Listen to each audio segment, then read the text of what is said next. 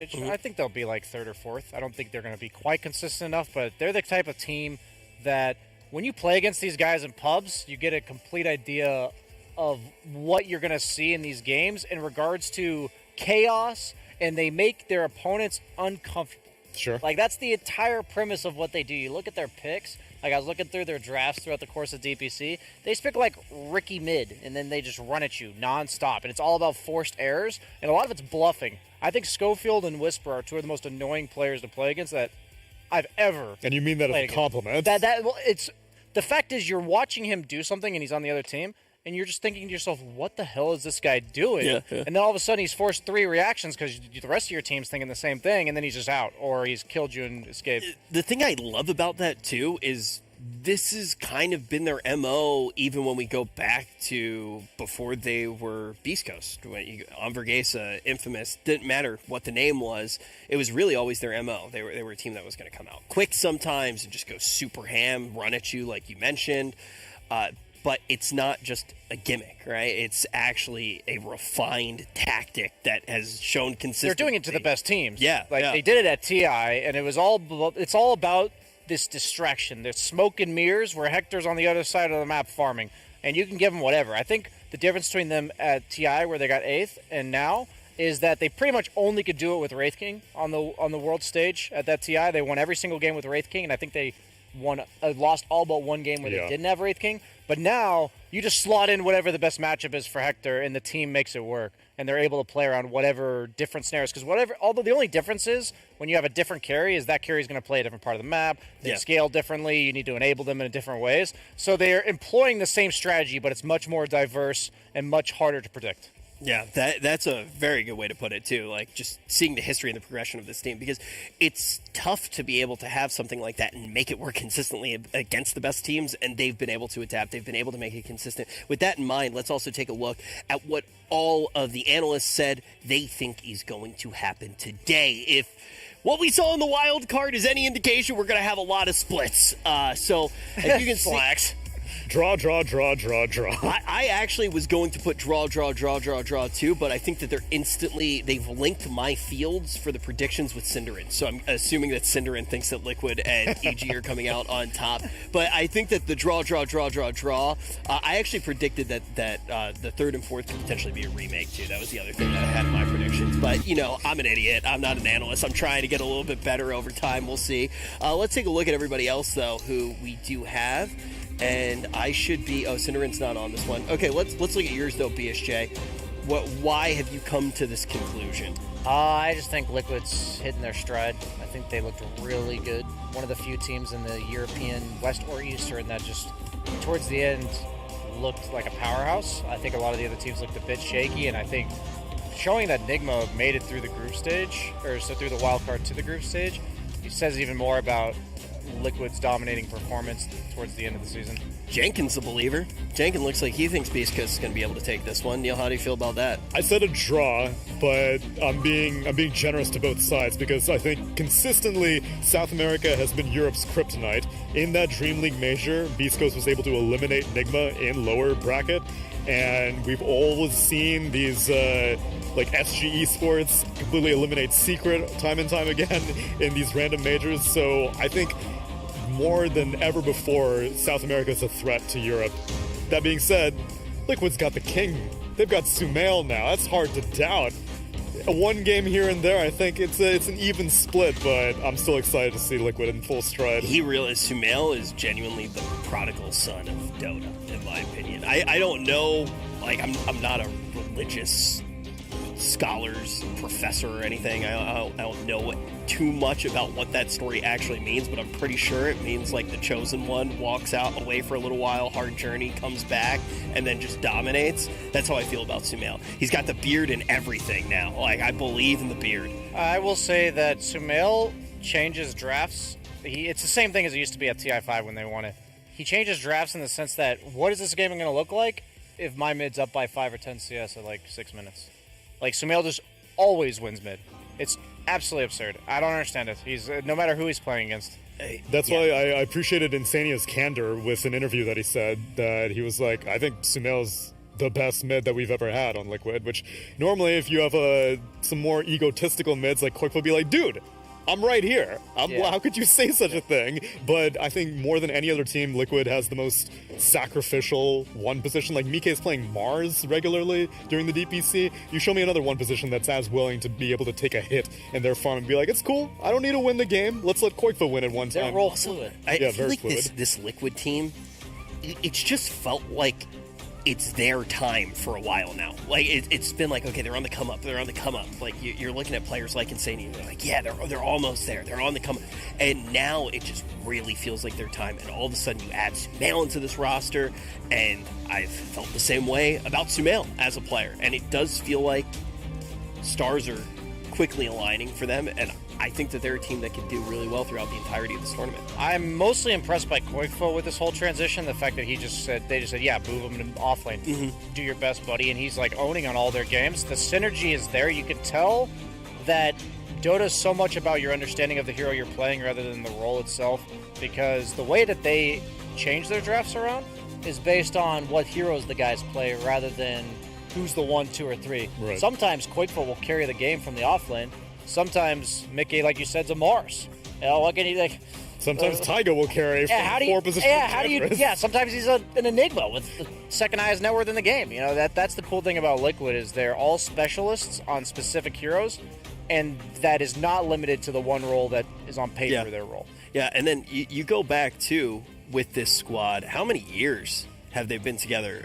Minus Sumail, obviously, but it's been a long time. At least since 2018. At least 3 years. That was the Alliance era, and then even Insania with at least half of this team were Han boys together, and so Koikfo was kind of the Dota import that they added to make sure that they understand the new game, but for the most part, they were very familiar with each other for a long, long time. Insania handpicked this roster, and even though they've lost Boxy, and they've slotted in someone who's not quite similar. Insania, I don't think has. Sumail doesn't have quite the same.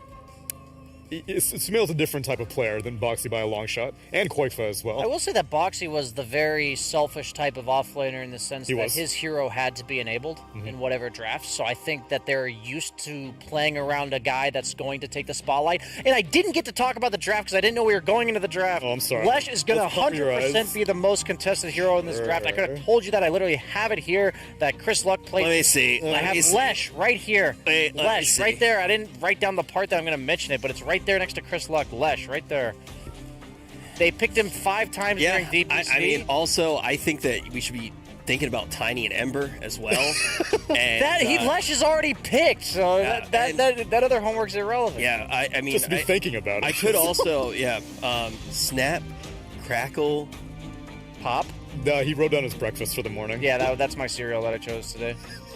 Don't try to read that. What does this mean? Stinger, Snap, Crackle, Pop. That means that's his cereal of choice. Your notes are terrible. I need to go back to stealing Sheevers now. Oh, that's Oracle. I didn't get to mention that either. So the thing about these two teams is that the way that Team Liquid flourished most signature hero for Sumail was Lesh. They would draft Oracle with it because it enables Lesh to be more active early, because the only issue with Lesh is he does so much damage, but he has to be point-blank range to do it, which means that he's vulnerable to just dying before he gets his damage off, so they were enabling it with Oracle. And then Beastcoast also picked Oracle themselves, so you see here that Beastcoast says, we're getting Lesh, and then Liquid's like, no way in hell you're getting Lesh Oracle against us, so they have to deny pick that, and also Insania is an insane Oracle player. Sure. And then TA is the other hot mid of the tournament, but I also remember Liquid picking Lesh into TA consistently throughout the tournament, throughout DPC. So kind of interesting both ways. Earth Spirit is also, I put my notes for Schofield, 80% melee heroes. We are not seeing that very often. His Earth Spirit, Tusk, and Nyx are his signatures, and they have elected to already first round out. Have we seen an Earth Spirit? No, I don't think so. Yeah, I think we've seen. Actually, it might be 2 games. Okay, not very much. Not very much, but yeah, we have seen it. No, definitely not first phase, to my memory. I do want to talk about the TA just a little bit more. Now that you have brought it up, I mean, TA was obviously one of the hot topics coming into this entire tournament, and we saw a lot of first phase bans of TA. is there an answer to TA, like a clean answer? You bring up the Lesh as something where you're like, okay, this could be one of the potential answers. Do you think we have a clean answer? I think the best answers are Razor. We saw looked really good, and then we saw that in, I believe, Nigma versus Great, and that was yesterday. And then we've also seen Ember be really good. Ember plus a roaming 4 was the #1 way to shut it down, because you want the ability to run at him low cooldown. Razor and Ember both fit that description. I think TA can get ran at by Lesh, but because it's a first pick Lesh and they already see it, the reason why Liquid was willing to pick Lesh into TA was because they were getting like a 4th or 5th pick Lesh, which was in a good Lesh game, which means you could run at the TA. Yeah. So Liquid has the ability to not allow him to do that. I love the Willow ban, especially against Taiga. Sure. Yeah. Taiga's one of my favorite Willow players. 10 More so than Crit. remaining.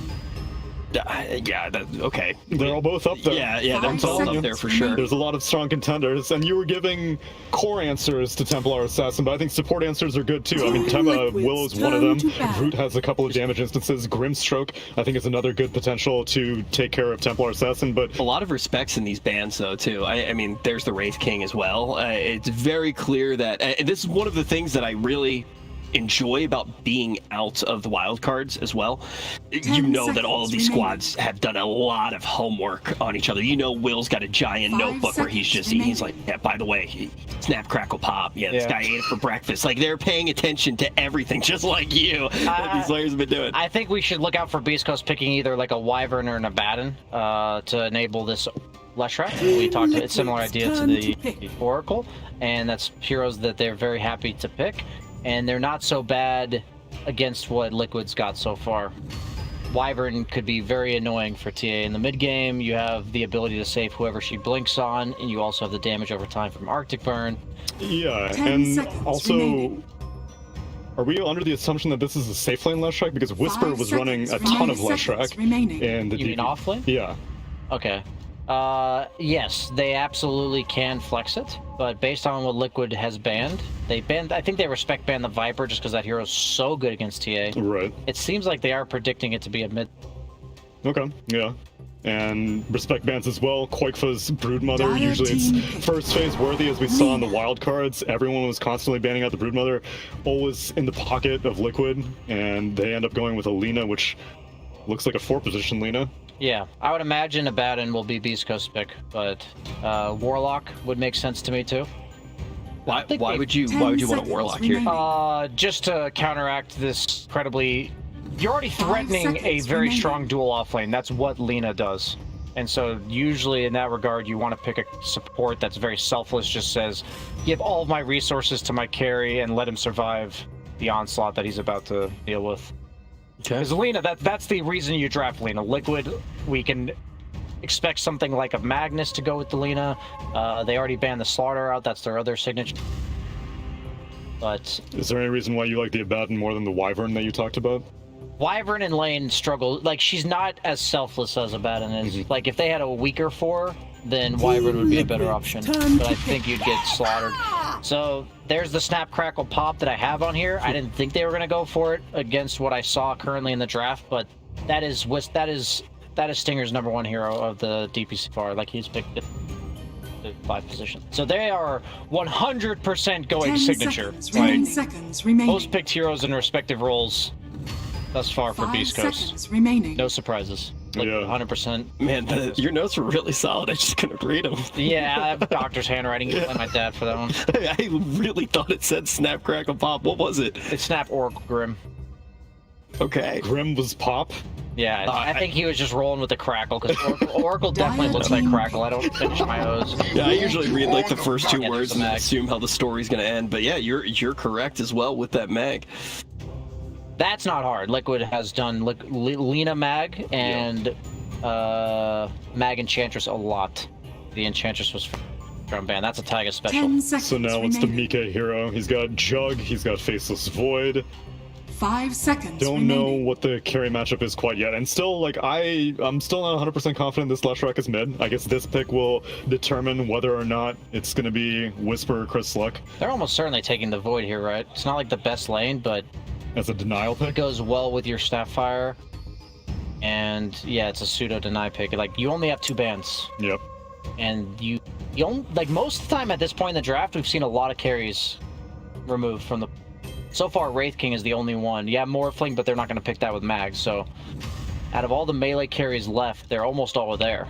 So in that case, you have to think very carefully about this. What's the best anti-Templar assassin carry then? Is it the Fist Sword? It's not exactly an anti-TA thing because less Earth Spirit should deal pretty decently. Yeah. So it's more so about the rest of the game plan that Liquid has in the game. So they do have a pretty solid amount of damage to dump in that Chrono so far. How do you feel about that game plan right now that Liquid has assembled? 5 seconds remaining. This is traditional Liquid. Like this is, they're gonna stack a lot. They're gonna have somebody that's empowered. They're gonna have a TA that's farming ancients, and they're going to try to overwhelm you with level-based heroes. You know, TA. Yes, she needs items, but her levels are worth a bajillion damage. Held as well as refraction are free damage, and then the hero that they pick with the mag will likely be level dependent as well. Something like a Jug that just scales very quickly. They already banned it out. But wow. Very Liquid favored in chat right now. 87% thinking that they're going to be able to take it. One thing that I will say, I think it's I'm telling you. You do have to think about it this way. I actually hate the prediction statistics because it's such a Naz is going to watch this and he's going to be like, yeah, Rich, yeah. But I feel like they're just these numbers lie. Like when you look at these numbers, they popularity contest. It's not that it's a popularity contest though. Think about it. If it's a 50-50 matchup, or let's say it's a 60-50 matchup, and everybody in chat goes with the 60% team. What is the 60-50 matchup? Naz is not clapping. I'm sorry, Naz. I'm so sorry I let you down. No, okay, 60-40% matchup. If it's a 60-40% matchup, and chat knows that it's a 60-40% matchup, so they vote with the 60%, then you would have, because chat's very intelligent, so if they're just going off of that, then you have 100%, even though it's a 60-40 matchup. This does not show how close the matchup is. It just shows how aware chat is of the stats. That they're slightly favored. Yes. I don't even know where you would get those numbers from. These two regions haven't played each other in 2 years. No, I know what he's going for. You know what I'm saying. I followed you 100% of the... I actually did follow him. No, it makes sense. Poppin'. Yeah. Nahaz will tweet about it. He's the pop to my snap. I see. I'm the math guy now. I'm the math guy. Was the crack connected. 60-50 matchup. That's why I'm so excited. We got like a lot of 60-50 matchups here today. I'm watching this draft, and it feels so different than the first 2 days felt. I don't know if you guys feel it at home as well, but it's game time now. Yeah. Groups it's insane. I did not understand how ridiculous this format was until I actually got in the chair. It's just a bloodbath. It's just like this straight Dota of best of two with these top teams, and you start hearing what BSJ is saying in this draft. It's like, okay, yeah, this is what they're known for. That you kind of have to see the teams fall back on that style of play. Every game matters. Best of two. Every game matters. And I'm very excited for it. Death Prophet stands out to me.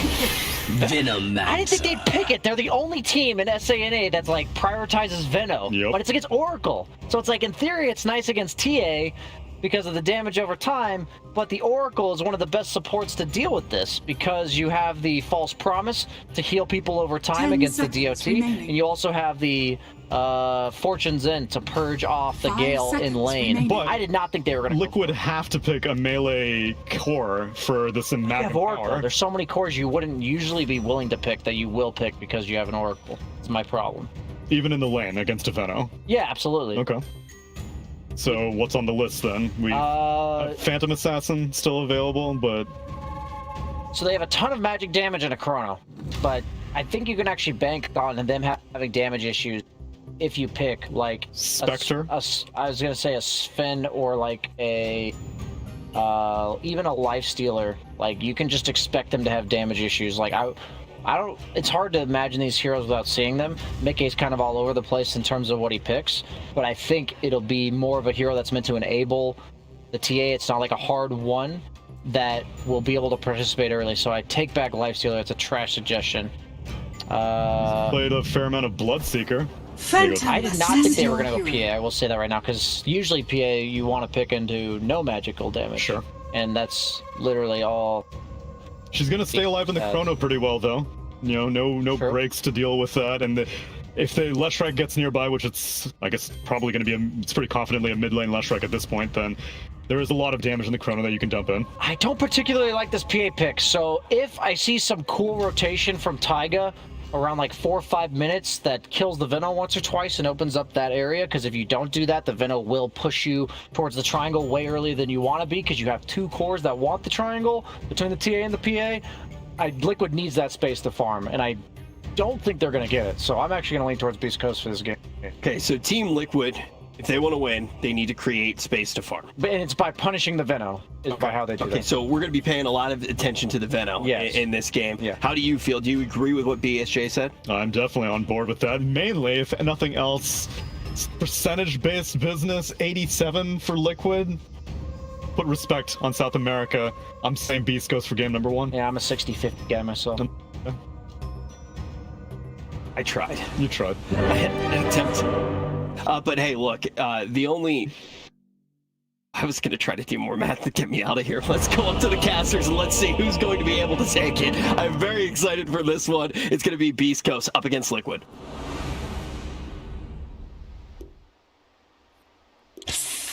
Thank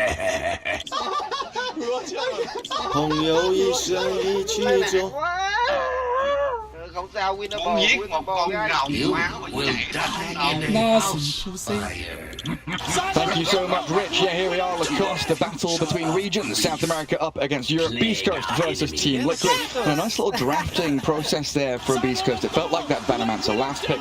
A nice little touch at the end. Yeah, it was just all about that. We're keeping things open. We'll see what's going to happen. We can swap a lot of our heroes. This is going to be the offlane Leshrac, and I kind of like it. Also, Phantom Assassin plus Templar Assassin. 2 assassins, heavily relying on dealing the right-click damage. You have that, like a lot of them. Both of these teams kind of counterpick themselves in terms of Venomancer is the most versatile hero in terms of what he can build. Yeah. Like, no matter what you get, you're not locked into anything. No, like you can get any item and it's going to feel good, whether it's a Spirit Vessel. I think a lot of value from Hammond's Halberd, whoever gets it on the team against PA, against the Templar Assassin.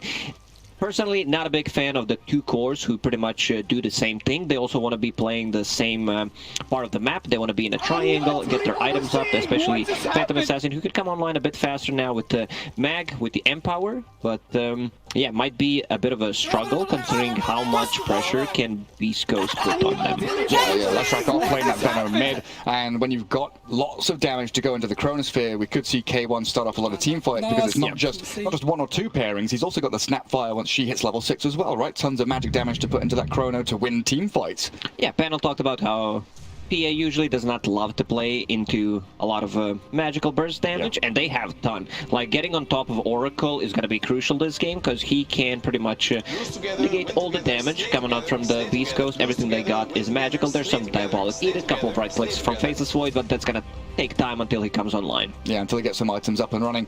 And that, mainly going to come down to the Earth Spirit, right? That's the main form of catch or vision breaking that the Beast Coast has. And I've covered a lot of South American Dota. I did the DPC for the season, and I know that Schofield likes to play that aggressive frontline man. He's kind of behind enemy lines, making sure that he's breaking smokes. He might die a few times, but he's getting that intel information, knowing where the targets are, and that of course gives K1 and Whisper the real side lane farming prowess, which they're known for. And I was talking earlier this morning that it very often feels like Chryslok is more the position 3 for the team, and the 2 side laners are the 1 and 2 in terms of farm priority and how they carry the game. So we'll definitely keep our eyes open for Whisper in particular on that offlane Leshrac as we get ourselves into the first game of the series here. Beast Coast taking on Team Liquid. Chryslok there on the Venomancer heading into mid, as it should be the Sumail Templar Assassin facing off against him. Whisper and Schofield, that Leshrac and Earth Spirit. And I think BSJ was saying comfort picks for Beast Coast as well. Lots and signature heroes. These are their standard heroes that they like to play, and I want to see how the mid matchup goes, like when Templar Assassin is gonna leave the lane, because you have this old school counter. Venomancer completely destroys the hero, a lot of overtime damage coming on their side from Leshrac, from Earth Spirit once he gets that ulti up, and of course the Venomancer I messaged you, you know, we talked about how they love to play the offlane Lash. Seems like the build is going to be more of a tanky type of a build where you get, well, maybe not this game. I think they could potentially shift things around, but from what I've seen, Lashrax on the offlane, Hood, potentially mech into Guardian Greaves to tank things up. Might need to play a bit more greedy style since you have a mid Venomancer and the hero doesn't really scale. With the items you can get whatever the hell you want, but maybe they're just kind of swapping the lanes, but Leshrac will still play mid type of a hero. Yeah, so the Yules, the Kaya Sanj, the Boosted Travel, BKB, things like that. First bouncer in battle, already beginning as Schofield kicks that stone across the 3 of Liquid's members, grabs up the bounty rune, and it looks like K1. Cookie forward, nice little sidestep from Koikva. Get the Magnus out of there, taking about half of his HP even before the laning stage begins. Good start for Beastcoast, putting a lot of pressure onto that top lane. Stinger keeps tracking back onto the mag. And there is Sumail in the mid lane with a Quelling Blade on the Templar Assassin. Extra damage, Gary. Can't last hit. Just kidding. You know, King back to mid lane. With the side blades, I've seen a lot of Quelling Blades being picked up by range heroes because it's super cheap, gives you that extra damage, possibility to cut down the trees, save some time when you're passing by in the jungle, so it's also like an extra farming tool in terms of giving you, let's say, more move speed.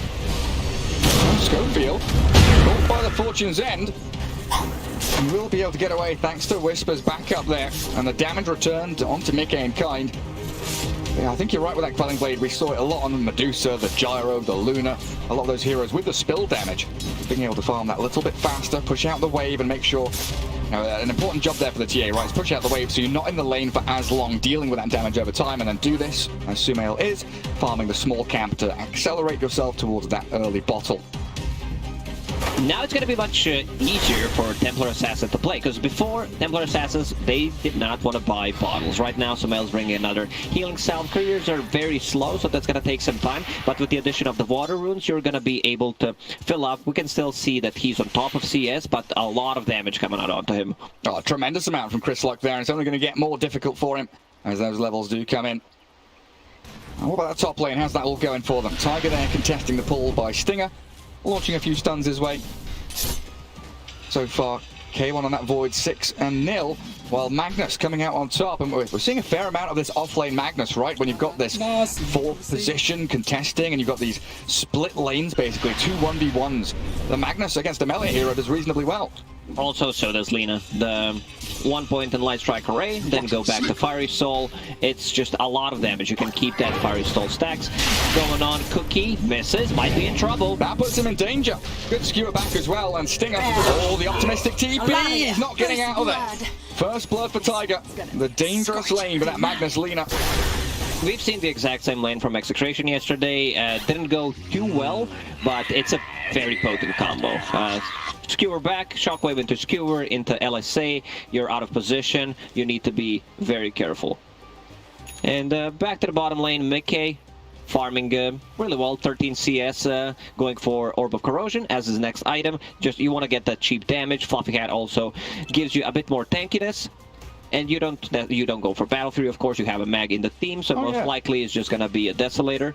That's a good point, yes. You're going to be able to scale much faster as that PA and match up potentially against the timings of Beastcoast a little bit better. And Ern picked up on that Lina now, so they're definitely looking for kills in that top lane and keep moving forward with their momentum they've already built up. And Liquid across all 3 lanes now, just a glance at the CS, doing very well across the board as that Shockwave LSA connects onto the Void. No time walk here for K1. Oh, he's in a spot of bother there. Super strong lane. Now Lina picks up that Urn, and they have 2 charges, so even more kill potential. Faceless Void, a bit greedy build there. I think I've seen a lot of Faceless Void just having 1-1 and then 3 at level 5, and this type of a lane is, I don't think you're going to be able to get many kills. Both heroes very tanky. Stinger in trouble, has Cookie available. Has to use it defensively though, and that's been the story of that top lane for them as bottom Whisper getting gone on. Pops the Fairy Fire, still a stick to play around with, but that Purifying Flames, Insania has hit level 3 and the magic burst damage comes out thick and fast from him. Schofield into the tree line, but Mickey Insania track back onto him. Fortune's End and the final touches of damage coming. They can't block the roll though. Schofield creates a bit of a gap between him and the Liquid members. Salves up, and he will be all right. Insania was out of mana. If he has Purifying Flames, that's another kill. Once they hit level 3, there is so much kill potential in this lane. One bit of a misplay, suddenly they hit level 2 faster than you. They hit level 3, it's ton of damage. Oracle, this is okay, he's gonna get it going. Yeah, roll into that split earth. Finally a bit of revenge for Beastcoast, it looks like, as Insania brought to his knees by that Leshrac. But that's all right, Mickey. He's going to be able to farm away under his tower. The job is done by Insania, and he'll be able to return to one of the lanes. There's a cookie on a creep, catches Tiger, but K1 can't stick on the target. And now in a situation where Oracle just died, could TP mid? Yeah, does so. TP's mid to refill the bottle, then can make the walk back down to bottom. So Sumail's lane, Tiger killing off Stinger up at top. This lane top is going so well for Team Liquid. They are getting the earn charges. Another 2 available. They also have a sentry ward, so they unblock the big camp, can keep pulling it. Schofield on the mid lane. The ulti. Slug puts the poison onto the TA. Good kick across, but Insania's here to save the day for Sumail. Doesn't look like he's going to be dropping there through the heals and the Fate's Edict. Has a bottle after all that damage is gone, plus a Fairy Fire if he needs to work with it. This is something that we mentioned, like a lot of counter picking for themselves. Sumail, he might be in trouble now. Another kick across. Insania's still here, yeah, dispels everything off. Yes, the heal's going back onto Sumail, and great positioning there. I mean, it comes in, refills the bottle, sticks around, and they know that Earth Spirit had rotated, so Mickey not under that much pressure from the Leshrac in the meantime. Oh, look at that build on Mickey. Something we've seen from Spectre. What's he got? It's kind of a new build, going for the Echo Saber double hit. I don't mind it. This is actually so good. Because you have a ton of damage, like you double hit straight away, and extra slow. With Empower, with Meld Strike. Exactly. Minus armor. That'll help them do Roshan that a little bit faster too. So good on the PA, yeah. Tanks you up, gives you that mana regen you need. Tiger being eyed up here by Stinger. Gets the D-ward off, but Koikva coming in with a shockwave. Turn around, Scatterblast, Stinger under the tower, pretty tanky with the Snapfire, and K1 re-arriving. Does mean that... wrong way. Yeah, misjudges the direction K1 wanted to head, while Insania Schofield in the jungle. That is, again, a Purifying Flames level 2 for Insania. Coming in to fight down, but he loses the Courier. Mickey's Courier snipes Schofield looking for the Jukes, but Insania has the damage to finish him off. Such a good play from Insania, using Fortunes, and on the Courier, gets the damage, gets a root for a brief period of time, and then gets the right click. Manages to get a kill. This is his best hero, let's be honest. Like, he's been on fire. Another go on top. Stinger has to use Cookie defensively for like the 4th time in a row. It hasn't been a good lane here. Unfortunately, they did not have an earn charge. The overtime damage would be able to kill Snapfire. A lot of those cookies were misused. I don't think a single cookie connected. Especially the one on Faceless Void. He turns around, Grandma, I'm not hungry, trust me, boy, you're eating. Like, you're in my house, you gotta eat the food. You look skinny. Bottom lane. Whisper, yeah. That initiation from the Oracle. Mickey doesn't want to stick around and continue though, and that opens up Insania to get gone on by Schofield. Again, a bit of retribution. Turning around the initiation from Liquid. But honestly, I feel like the Faceless Void should be hungry. He's famished up there. CS-wise, 37-0. He's bottom of the pack in terms of core heroes. Net worth reflecting that as well. 2,800 for him. And this is the period of the game now, you know, the PA dodges away from the split earth, but Whisper with the Pulse Nova bursting through with the magic damage, and the pressure onto the tier 1 finally opens up for BC. It's 4 points in Edict that we have earned as well on their side, so they will drag the creep wave. Might need to bring another hero to be able to defend this tower. This is the period of the game that really we expect Beastcoast to be rotating into lanes, especially with Chryslok, and using this Chrono exactly. Onto the Lina we go. And a turnaround play. Not coming from Koikva. So it is just a straight up pick up for Stingers. Snapfire as a 2-man RP. Skewer back into the PA here. Time walk out by K1, so Stinger has to try and cookie, but won't be able to dodge the danger of Mickey's Phantom Assassin. He even gave him Empower just to get a bit of an extra damage in the cleave. That kill would have been much easier. Unfortunately, Javelin was not there on time. It was Snapfire who was holding it, didn't handle it to Faceless Void. So not enough damage. Meanwhile, bottom lane, it's just gonna drop the Leshrac, a bit too much damage. Yeah. I talked about the importance of having two cores who don't do the same thing, because right now one item kind of counters you both, and we can see why Venomancer just bought a casual Sange. I would not be surprised if he just straight up get that Heaven's Halberd. Oh, that's so good against that TA in particular, right? The ranged hero having a disarm against her. And a Gale back again from Chris Luck with a roll. We don't have the magnetize yet, so Tiger's arrival with that nice melt strike. Sumail will at least get a kill there as Chris Luck has to bail away from that Laguna Blade. Tiger giving chase though. Another spell, is it coming? The Urn charges, the Electric attacks. Tiger has this one all locked in place. Lina comes in and makes sure not only does TA survive, but they get 2 kills off the back of it while in the Dire jungle. Quick for Mickey Insania, trying to play into that top portion of the map. Snapfire and Leshrac will force them away though. Taiga is so good at reading the map, what's gonna happen. He was there ready, lands LSA, they get another kill on Venomancer, and what's most important is they are saving the Phantom, the Templar Assassin. So far, Sumail, even after, you know, playing against the Venomancer, the lane staying on the top of the network. Yeah, doing an exceptional job, like you said, you know, shoving that wave out, going back and farming jungle, just keeping everything ticking over, a well-oiled machine there. Sumail knows exactly what's up against that Venomancer counter pick. And now the natural move for Liquid, play up top. And Powered PA looking for a freebie onto the Snapfire. Koikva trying to bait any form of reaction here, and they'll see Earth Spirits arrive, Leshrac's come in, Mickey has to jump away. So I think Koikva looking pretty dead over in the trees, even expending the Mortimer's Kisses, launching out the lava towards the Magnus. Buying time now, understands. The PA's out. Yeah, PA's out, that's what matters. Back to the bottom lane, Mickey goes.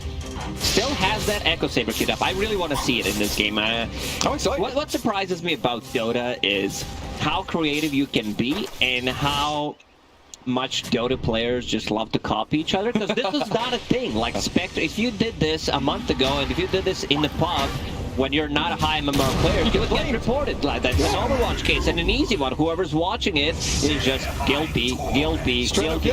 Exactly. Oh, Schofield, after killing off Insania here, not quite done, but missing the roll, the kick, the Gale. Beastcoast have to give up any thoughts of playing aggressively in towards Sumail and Tiger mid. They do get a bit of control though. Top Radiant triangle area and some good vision down there from them as Insania was out there trying to deward. But that's a push on to another side lane tower for them. Tier 1 top with that Edict, the catapult wave is coming. Whisper has mech finished, a bit tanky build going into Yule Scepter. I wanted to get more scaling items just to be... Hood. Yeah, and then no need for Hood, they don't have that much magical damage, both cores dealing heavy physical. This shall make my life easier. Trust if you've got any Yule for the catch. Scatter blast into Cookie. Tiger this time the one to get caught out. Decent amount of damage though onto Chris Lunt. Light Striker Rain not going to help him out too much though. And again, back to the point where Whisper really is one of the main carries and definitely the driving force of Beastcoast. Coming in from the off lane, you can see him, net worth 6,000 gold for Whisper's Lesh, while Chris Luck very much the position 3 coming out of the mid lane for them. Oh, Mickey, Phantom Strike to the high ground. Schofield may have gone a little bit too far forward, but he gets him magnetized out, and Whisper's trying to get chase. Mickey, Koikva, they both fall away. Time to let it go. There is the halberd. You called it. A lot of value, you know, you get the miss chance. Some of these heroes build into MKB early on, so they need to be, and it also gives you status resistance. You get stun in the RP, LSA, you will be able to get your spells off, so it makes you more tanky. Good stuff, I like it. That's why I said that I want to see Leshrac going more for carry type of a build, and then he queues up Solar Crest. I think he needs to be able to scale. I don't mind Solar Crest, but your mid is Venomancer. He can build that item. He can be that utility while you get the more higher tier items. Oh, in comes Koikva. Doesn't get the RP to land though. And now under all the magic damage, stunned up. A bit of a save for Insania while Schofield bursts down. That Laguna Blade. Koikva still looking for the RP. Gets it off the stinger. False Promise ready. Caught up in it, and in comes the Chrono. The Oracle's inside. So no false promise coming, but K1 needs the kisses to land in. Onto Oracle as Tiger Koikva both lose their life. Sumail in trouble now as well. Turns to battle Whisper. Mickey. Still alive. He's still battling this left track, but Whisper's alive. Survives the onslaught, and it's huge for Beastcoast. Back towards Insania. K1 moves. Sumail falls, and a 5-man life is incoming. Beastcoast with the perfect team fight. Oh man, full team wipe, 14 minutes in. They only needed to use a buyback on Earth Spirit to get that a bit of an extra control. And this build on Leshrac allowing him to survive. He just got 2,000 gold pretty much from that fight. That mech magic wand, a casual bracer, holding onto the raindrop. And they get the tower. A lot of overtime damage. Like Insania, he can't be everywhere. He can't be Fate's Edict on everybody because there's a ton of magical damage. Earth Spirit, like, deals stun. Urn of Shadows, he also tried to go for Veil. That's what he had queued up. Okay. But he had to buy back, so we'll need to farm a bit more gold. Let's see what Lesh decides to buy. He goes for full Guardian Greaves, which I don't mind, you know, just dropping below 20%, and then you have extra armor for everybody. Yeah, the armor's so big. So, looking at the state of the game now, you know, that's a great fight for Beastcoast. Well, as Tiger gets gone on a little bit, but yeah, TP reaction there, and Beastcoast not pushing their luck. Yeah, Beastcoast, they need these fights to go well, right? Because scaling into mid to late game, you are afraid of Liquid's draft. With the Magnus and Power, the PA, TA, and even the Lina scaling into mid to late game, how many more fights do Beastcoast need to go that way to actually shut this one out? This is their momentum. If they take another good fight, not in the bottom part of the map, but if they take it to, let's say, somewhere around the Roach Pit, they could easily transition that. I don't know if they can defend this. Even without the Chronosphere, Beastcoast still putting a ton of pressure on the map. You can see Insania, he was trying to get some wards up, solo smoking into the enemy jungle, set up the vision. They want to be able to play the top part of the map. Yeah, take that control, like you say, around the Roshan. Make sure that Beastcoast can't maneuver that momentum into something bigger. It will be a free tier 2 for them. It's a very small map they're playing right now, though. 4 or 5 heroes all grouped between that mid and bot lane. While Liquid do get to spread their wings a little more. Sumail still up at the top of the net worth, farming away freely. They also have that PA clearing out the top lane and all of these nice little jungle camps. But would you believe it? Beastcoast are going high ground. 16 minutes in, they've got a catapult, level 4 edict, forcing Liquid at least to come back and TP, but they've got to be wary. They have to back up. Gary, they're going high ground with only 3 heroes. Faithless Void is at the triangle. Earth Spirit just chilling top, and Team Liquid, they don't punish this. They're struggling to break past the Plague Wards. Venno puts down some Plague Wards, Liquid can't really move forward.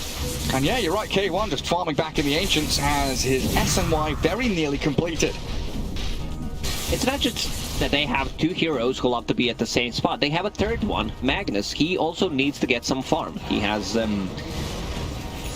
almost enough gold to buy a Blink Dagger, so at least that's good. But all 3 heroes want to be in a triangle farming. And one part that we didn't discuss is Templar Assassin. She gets the priority of getting the Desolator, so Templar Assassin needs to find her way to itemize. I love the sake of Saber. We talked about it. Next item seems like it's gonna be Basher. Okay. A bit more control.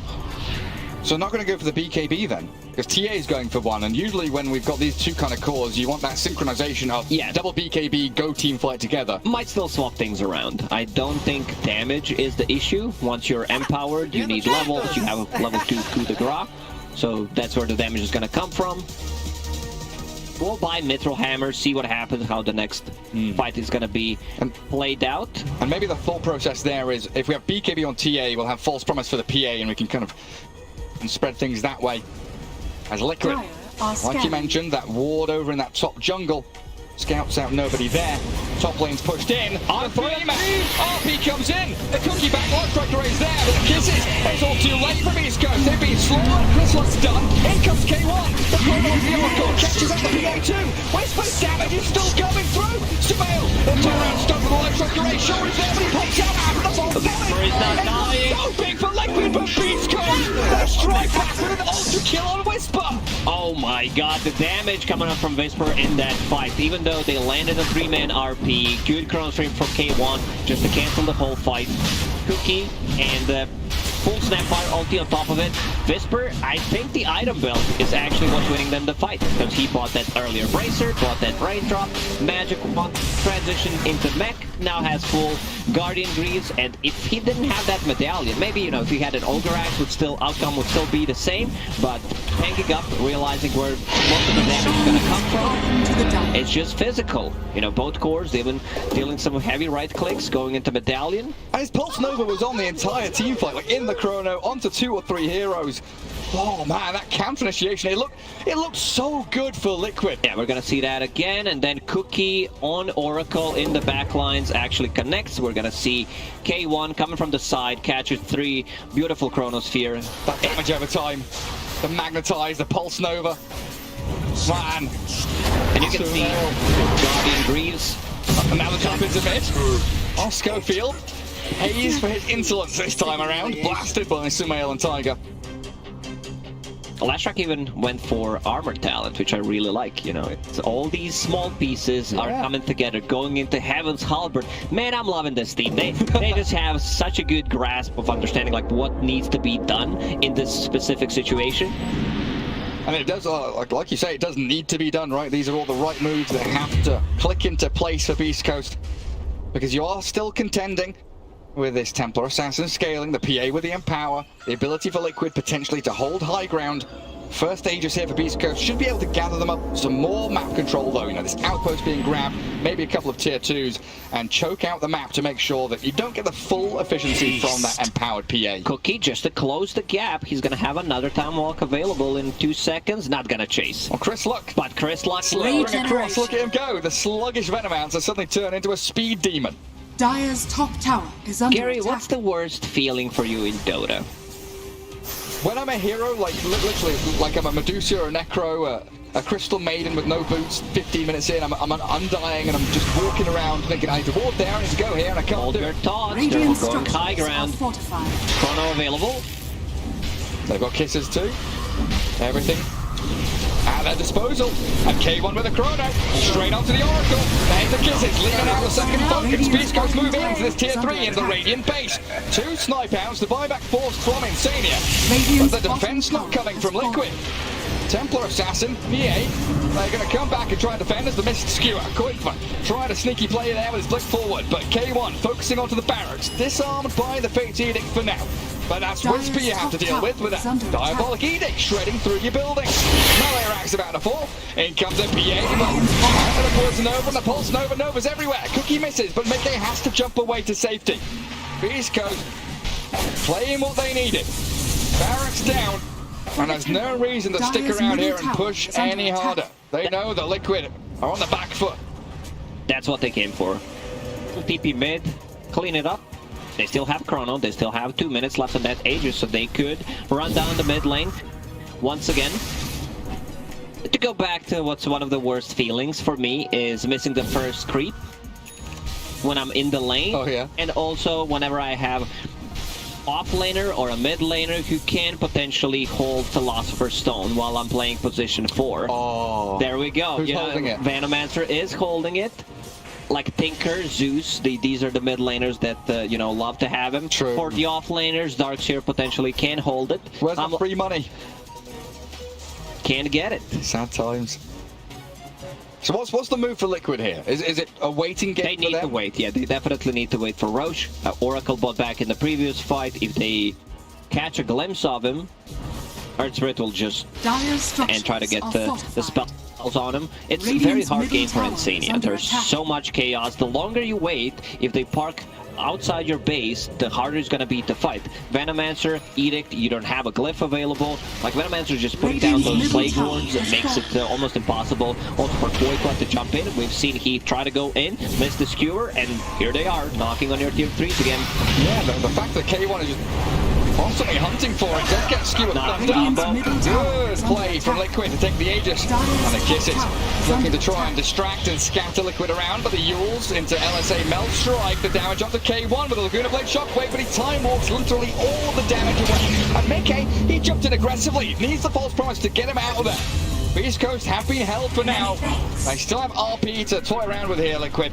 So the ability to continue fighting and defending their barracks, it is available. Beastcoast, they should just go back, control the enemy jungle, try to get a pick off, because without Aegis, you can't afford to go like that. We've seen that Team Liquid's execution of the combo skewer back into LSA is there. They can potentially burst him. That was very close, killing him twice, but gets all the damage. Time walked off.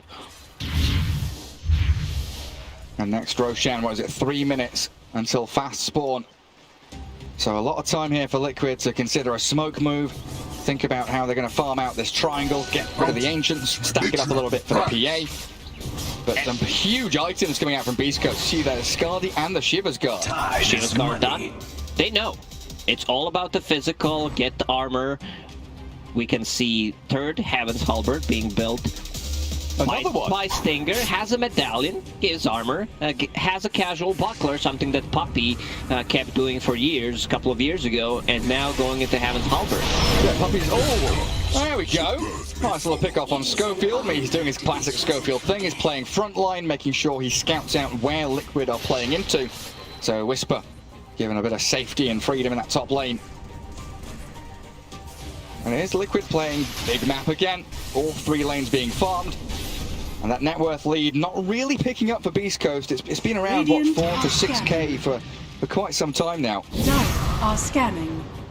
Even dipping back towards Liquid at this point.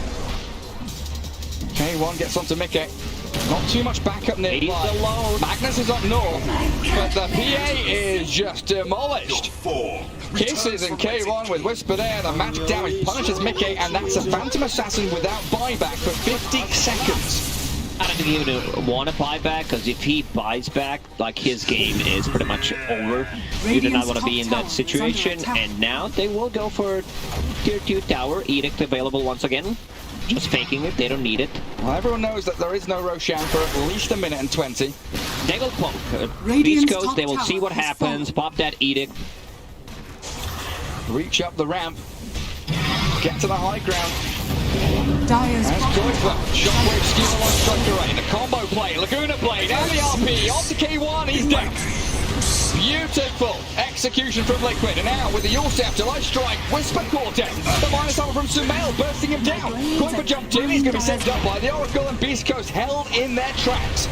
Sure, you kill the PA, but you start to contend with the TN. And Kuiper, oh, he's trying to go in again. Shockwave Skewer once more. Another one. Really well played by Kuiper, setting it up onto Chris Luck with a 2-out stun from the leader. Liquid are holding.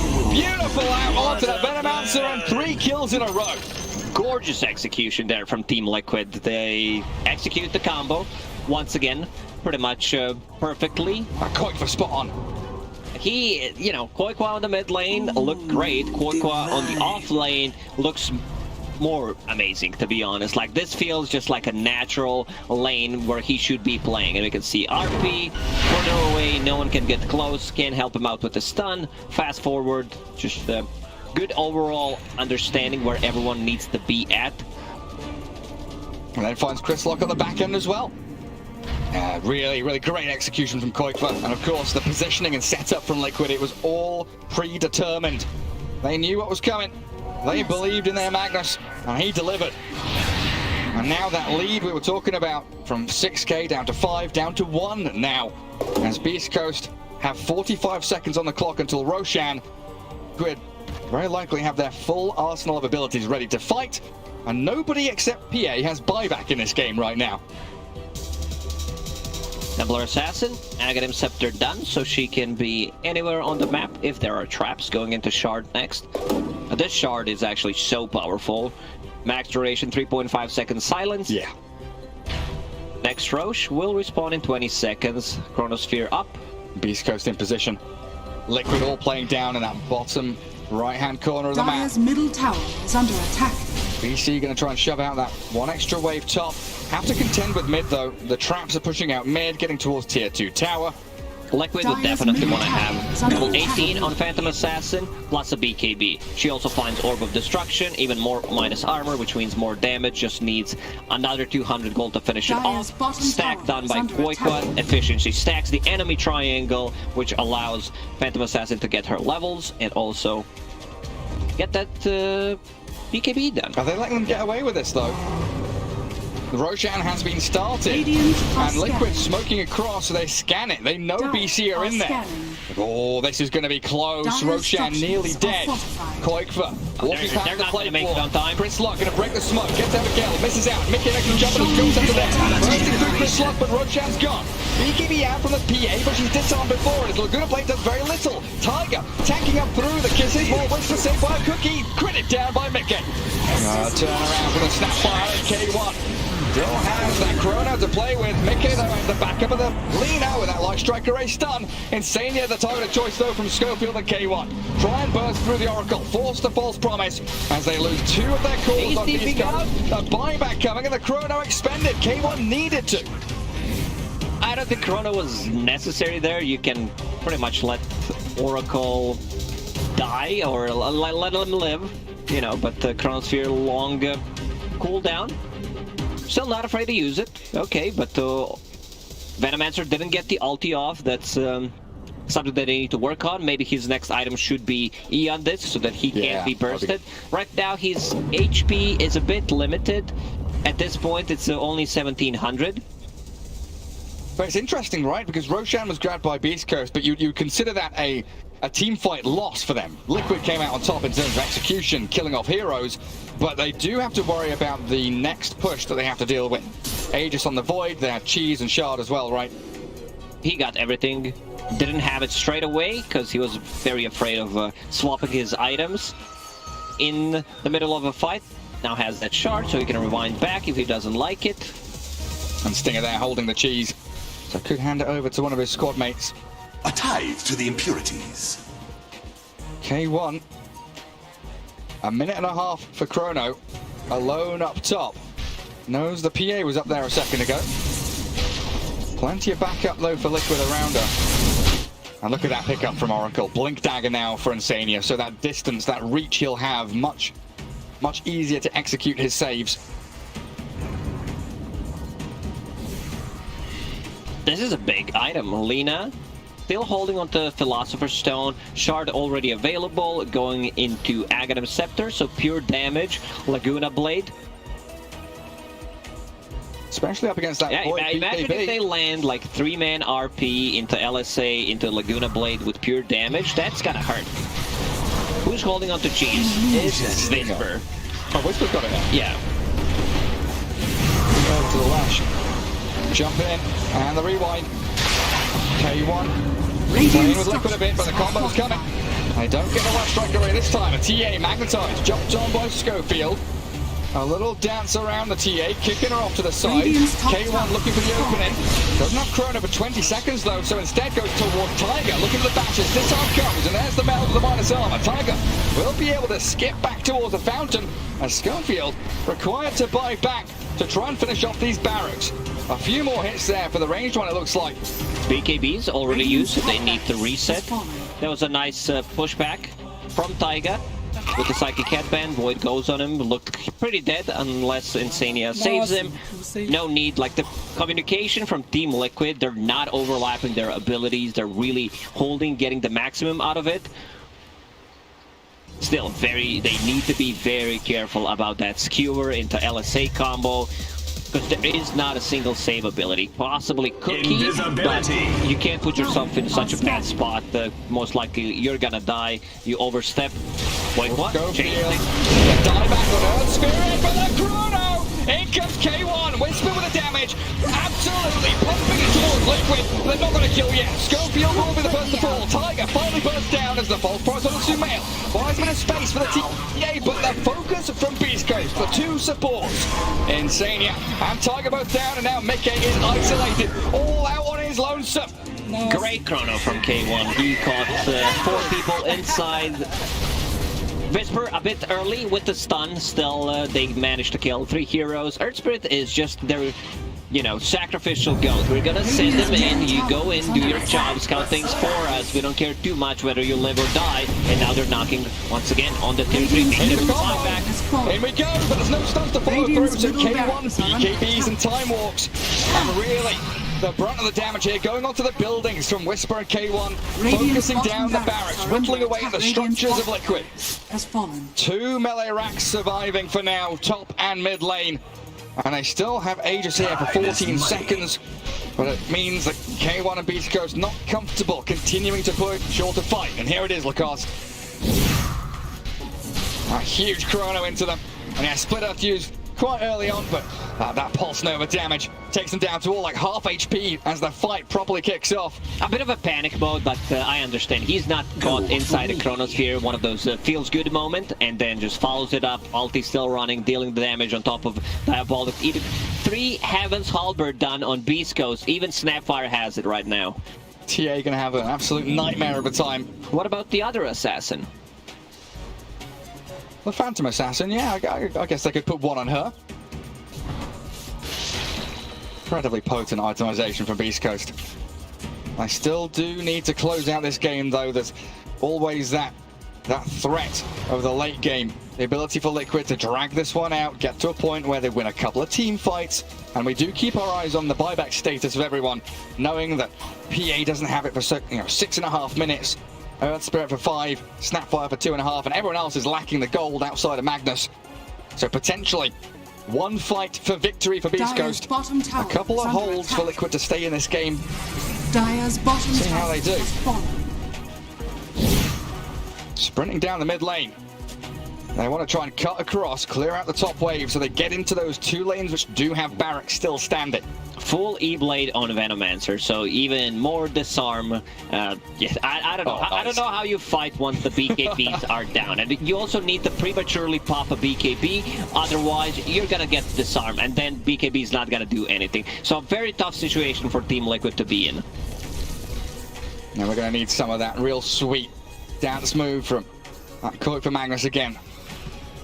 Just to give them a chance. All eyes on Koi. If he doesn't get a good RP, if he doesn't get to skewer back into the tier 4s, I think Team Liquid is in a really bad spot. Templar Assassin trying to find some farm, get the Nullifier, will send the Magic Wand probably and just buy Schofield. Sacred Relic. Can still think about it. Maybe Divine Ranger, Sumail, get a good job. Has the BKB. Gets the Deso and that minus armor right click into it. Tiger dead without buyback for a minute, and K1 jumping high ground here towards Insania. What does he have to false promise himself? He does, absolutely, but he's being bashed into oblivion. Fated it comes, the kiss is landing towards Sumail as the back line. Midcamp, he was hunting for Stinger, but he's been turned around on by the Leshrac. A double kill for K1. Saving of the skewer, over to the RP. Where's the follow on Liquid? The follow through with the power. Cleaving and critting, but Midcamp just doesn't have the damage. Beastcoast will stand their ground as their face, and this is going to be it. Absolute domination coming through from Beastcoast as they take down a PA, force out a couple of buybacks, and clear the buildings. The first GA already, all chat, first game from the Beastcoast in this major. You know, they're not holding back. Maybe they have it on one of the keys. You know, we've seen yesterday, like GG being dropped. Yeah, so maybe they have it, like just a straight up GA. Have it as one of your most important keys on the keyboard. They got Chris back. Go Scepter comes, Cookie back. The saves are there for Chris Lux Venom. Laguna Blade going to whip. And the Venom answer safe and sound with the rest of the boys. Now, forcing Mega Creeps to come Liquid's way, having taken down all of the barracks. A difficult spot for Liquid to be in, but next Roche will respawn in 2 minutes. If they want to play this safe, there's no need to rush. They do not have to close out the game. Wait for it. Their team fight, like they want to also reset the Chronosphere cooldown, Venomancer ulti. Phantom Assassin, this is a big item. Getting a Nullifier to be able to deal with all of these Ghost Scepters that they got, it's gonna be pretty big. But in this situation, you might also start to think about Divine Rapier is needed. It's still a long way until you can get it. Has Magnus spent his money yet? Because I've seen the past 7-8 minutes, he's had like 3,000 gold saved, and he bought back, and he still has a bit of money. Oh, there it is. He was trying to get a Solar Crest to give even more buffs to Phantom Assassin, but yeah, Force Staff, more mobility, a saving potential. Not inside the Chronosphere, but there's a free neutral item. What's that on the floor? That's Ninja Gear. Well, nobody wants it apparently. But yeah, that Force Staff going to allow him to get a bit of drift action going. Pull the E-brake, start sliding around with the skewers and Force Staffs. Ninja Gear must have been picked up now, right? Yeah. Faceless Way picked it up. Over on K1. 6,000 gold in his bank. Going to try and buy out that Satanic. He can survive even longer throughout these fights. It's almost impossible to play K1. Faceless Void. Here it comes. Chrono. Straight up to the Oracle. The prime target they needed. Buyback immediate. Out from Insania on Sumail. BKBs and turns. Waxed down with a Side Blade spill. Leshrac didn't see that one coming. That was beautiful. Illusion. Sumail did. He saw it. And that's 75 seconds now where you kind of stem the bleeding, stem the flow. Stop Beastcoast from closing out the game, and a bit more room to maneuver for Liquid. No buyback on Leshrac for 60. Roche will respawn in 20, so potentially Liquid can take this Roche fight. Like, this is a big opportunity for them. They don't know it. Like, we see it, but they could, you know, try to take a guess. Maybe he does, maybe he doesn't, Gary. It's straight up 50-50. The window's open. One-Saw Horn for the TA. Elven Tunic there for her, actually, in the inventory. Also picked up. Yeah, they're swapping items. I like that. I talked about the importance of trying to get a Divine Rapier, but they also need a Nullifier. So Templar Assassin going for Nullifier, while Phantom Assassin going into Divine Rapier. Feels a bit nicer. Just needs 1,000 gold. Dire are scanning. Only 2 buybacks out on the board right now. It looks like Beastcoast are trying to save up enough money for a couple more of theirs. Void, Snapfire, a couple of 100 gold away from it. But Mega Creeps, there's consistent pressure now out on the map that Liquid have to face. Time in, time out. And Roshan scouted out by Beastcoast. Chris Lock going to set up his little bunker. The Great Wall of Plague Wards. Not going to rush into things though. K1 Ninja Gear hasted. Smoking. Doesn't have Chrono. He's just going to clear this mid-wave. See if there's anybody around. Anyone lurking? Anyone showing? No, I'll kill these catapults then. 300. Actually, 50 gold for Divine Rapier. McKay is very afraid. Like, he's sending out Illusion Escape Illusion to try to farm it. Let's see if he can get it. Get some last hits. Right now, just auto-attacking, but that will do the trick. Nope. Still didn't get it. Finally gets it. Split Earth landing onto Roshan as it's claimed up by Beastcoast. Cheese for Whisper. Aegis on K1. And potentially that final nail in the coffin for Team Liquid here in Game 1. The lead has been mounting. And Beastcoast looking for that one final move. Beastcoast, they were thinking, who do we give Aghanim Scepter to? It's gonna be Earth Spirit. So, Enchant Remnant. So good. Great save. Great way to initiate as well. And he's always the one rolling in deep, so he can even save himself and surf away middle tower if he does get caught out. Or if we see that RP play, he can be the defensive saving hero this time around as they do get a catch. Bursting through Schofield and a Yules of the Faceless Void, so TA and the Chrono not really being hit here.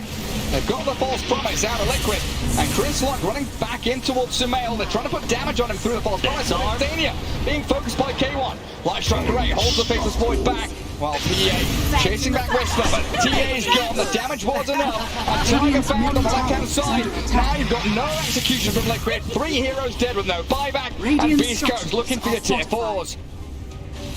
It's 2 versus 3 with the Divine Rapier, playing it like this space is what he's do taking to kill. 4,000 HP. Straight on top of them.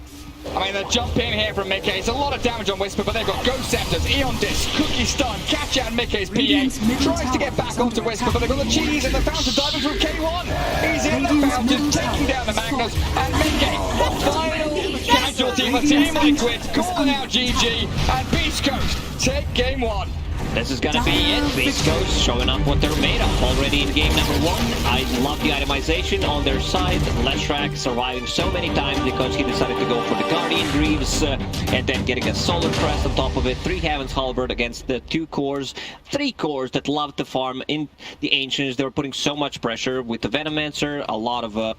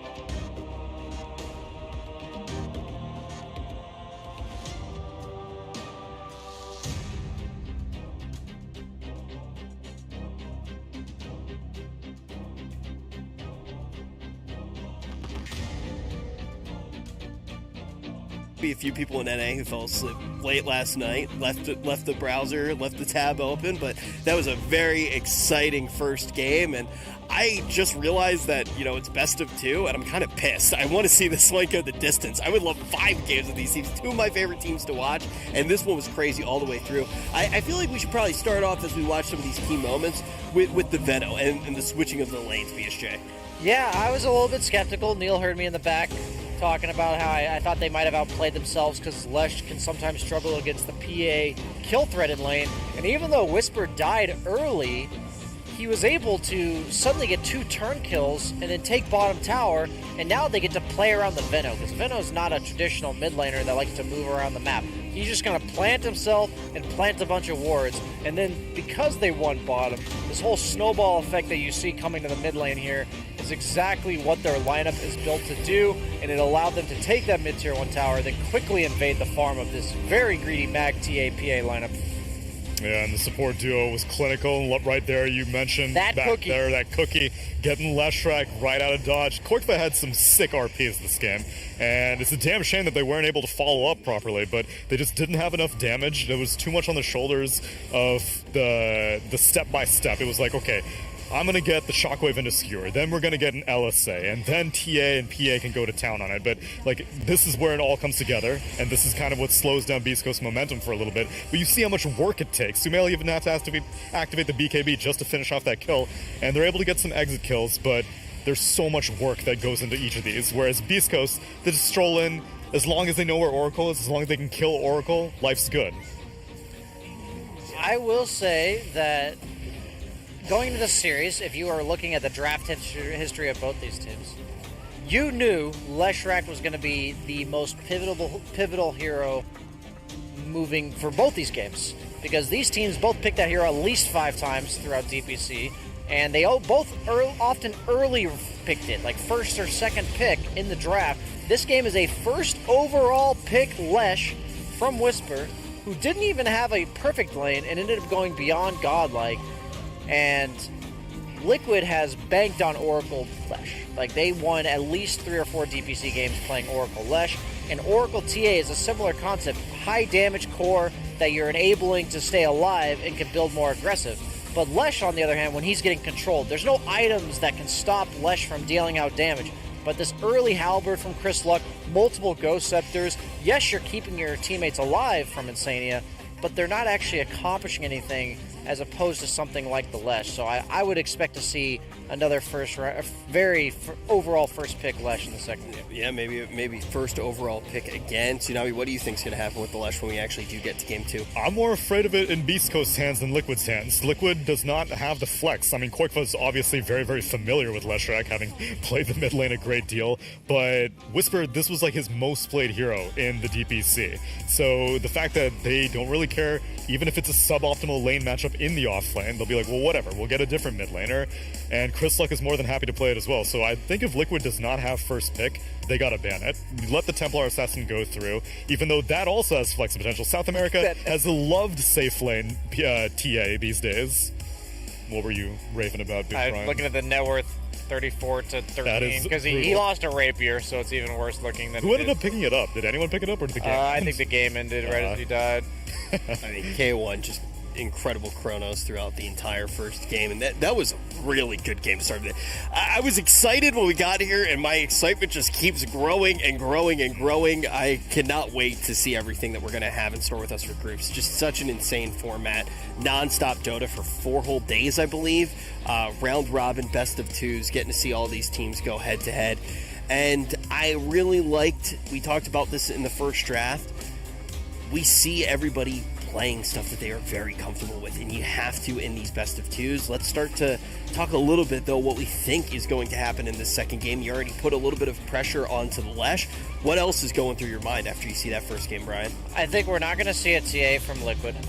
Maybe they've been scrimming with it a bunch, but I did watch them and what made them successful throughout DPC, and it just was not TA. It was him getting Sumail getting a good matchup in the mid lane and being able to utilize his individual skill to just outplay.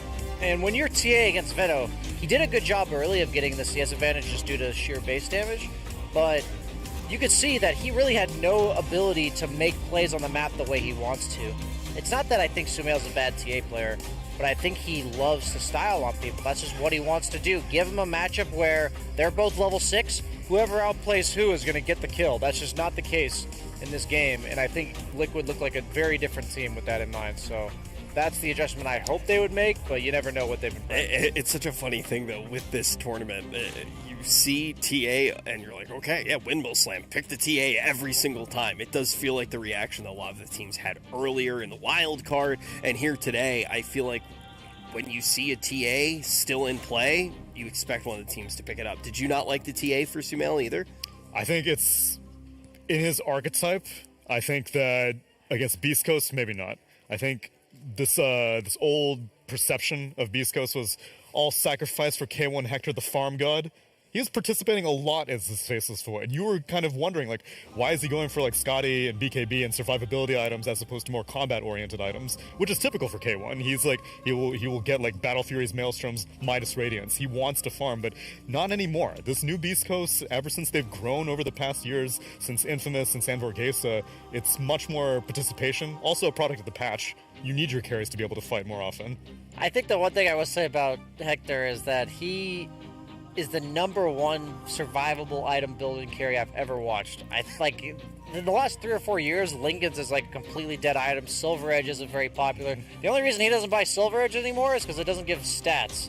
Like, that guy would literally buy any stat item that just allows him to stay alive, and he will do it without saving for buyback. That's what I love about Hector. He's literally got an ultimate orb in his backpack.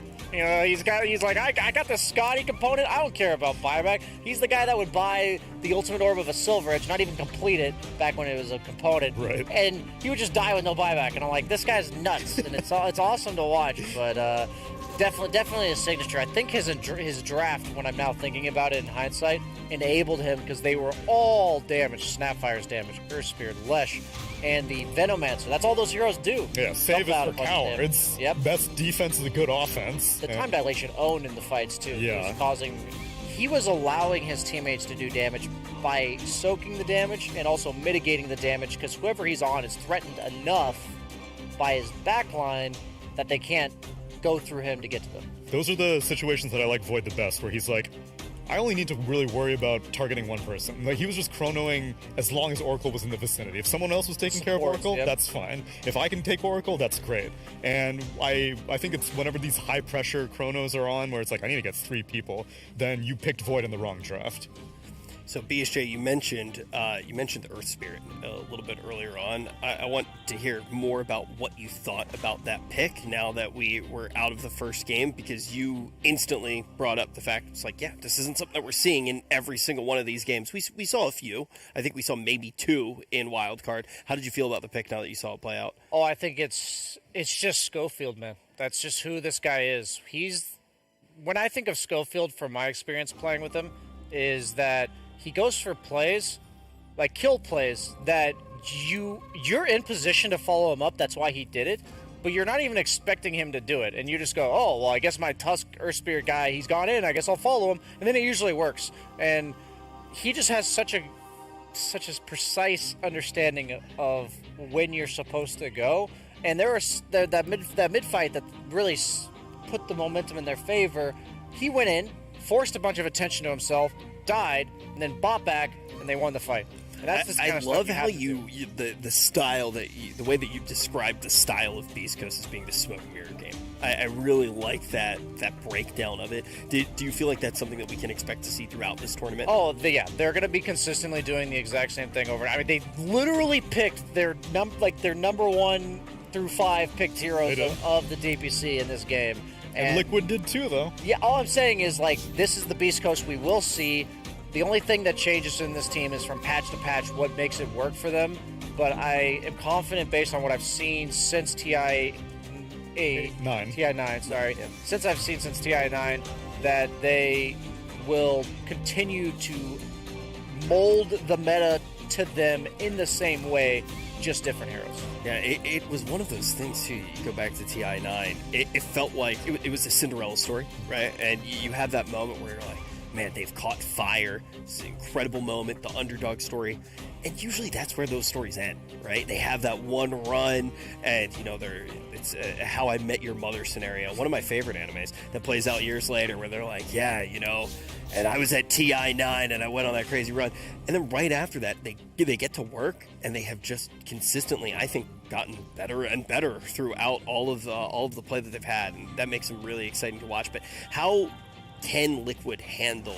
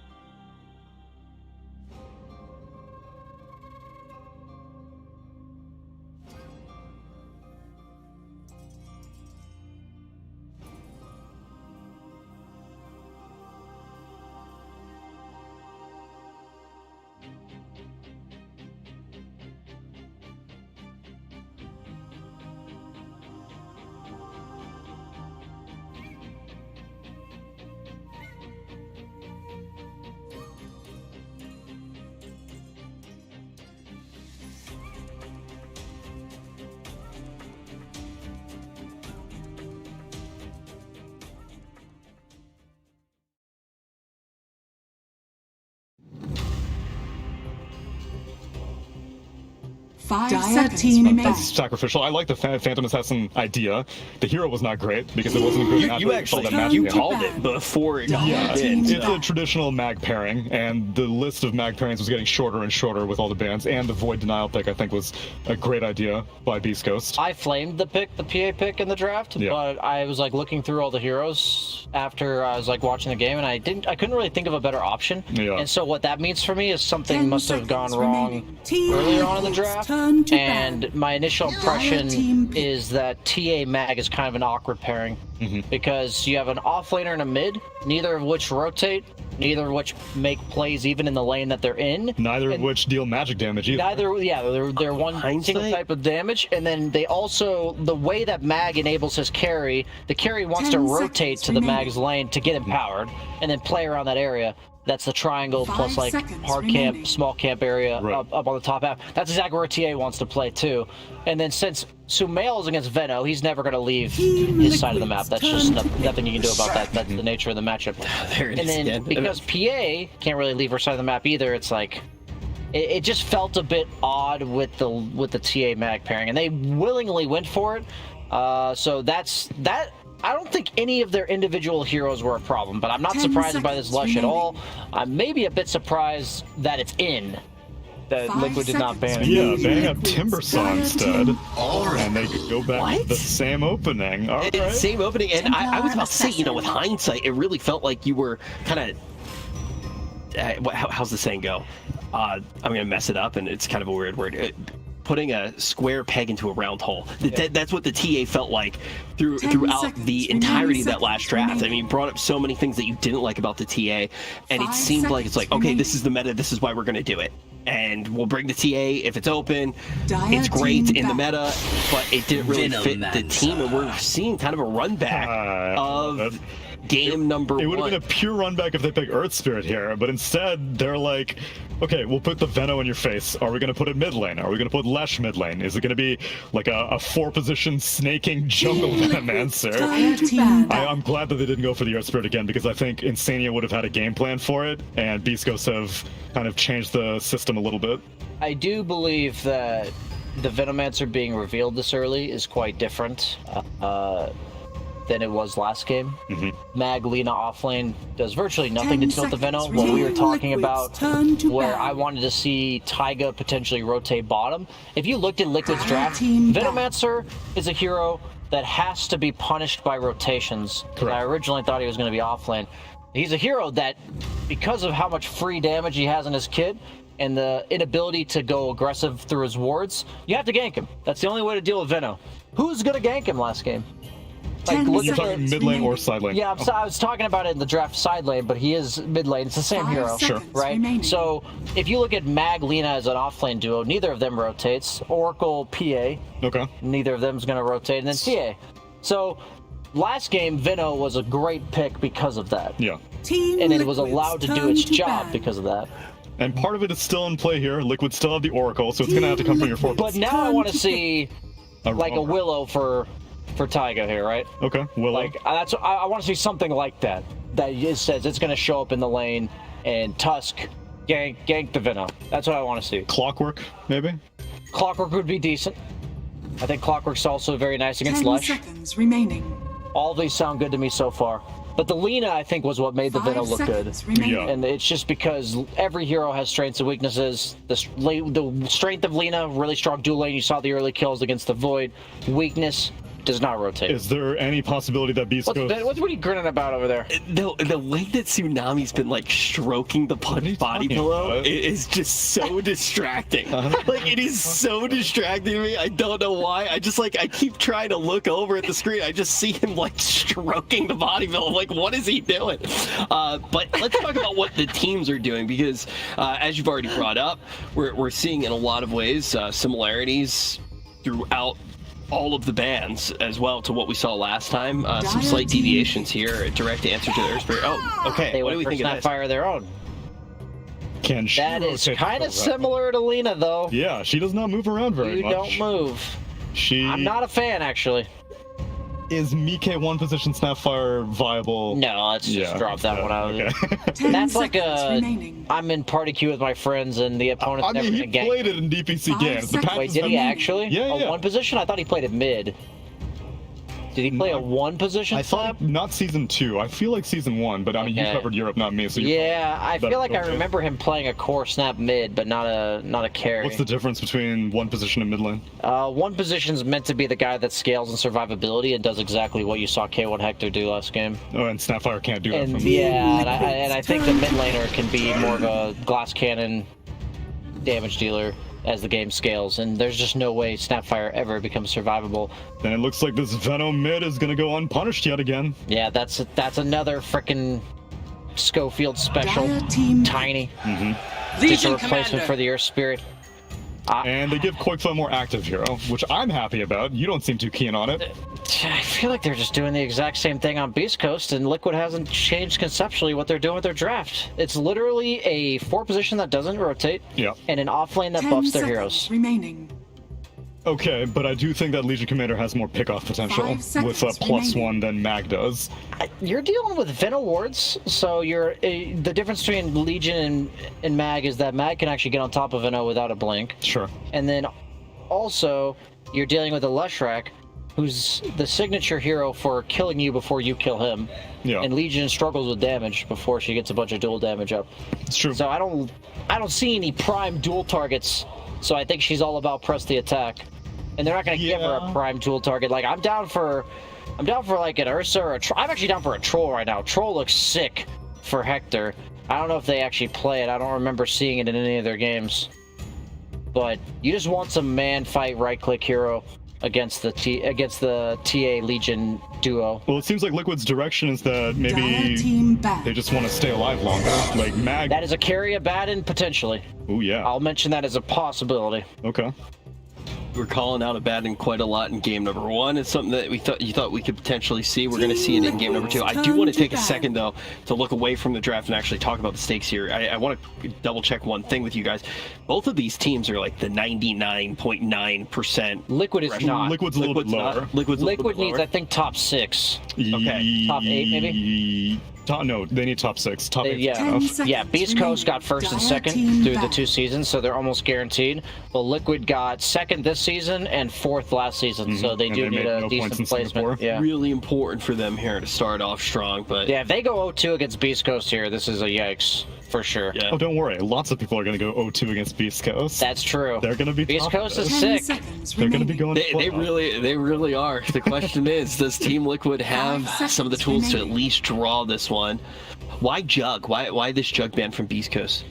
Just the sustain. The built-in magic immunity against your primary damage dealers, which are all magic, Lesh, Veno, Tiny, but then also you sustain your teammates, because we saw what happened last game with the Oracle, where you were able to stall out a lot of the fight from Insania's side, but eventually all of that damage in the AoE, you could only save one guy, so the Jug would have been very nice here. That's why I like the Legion, because I can't Lifestealer, and then, oh, you mean the one next to Liquid's last Troll, what is that? Who is that?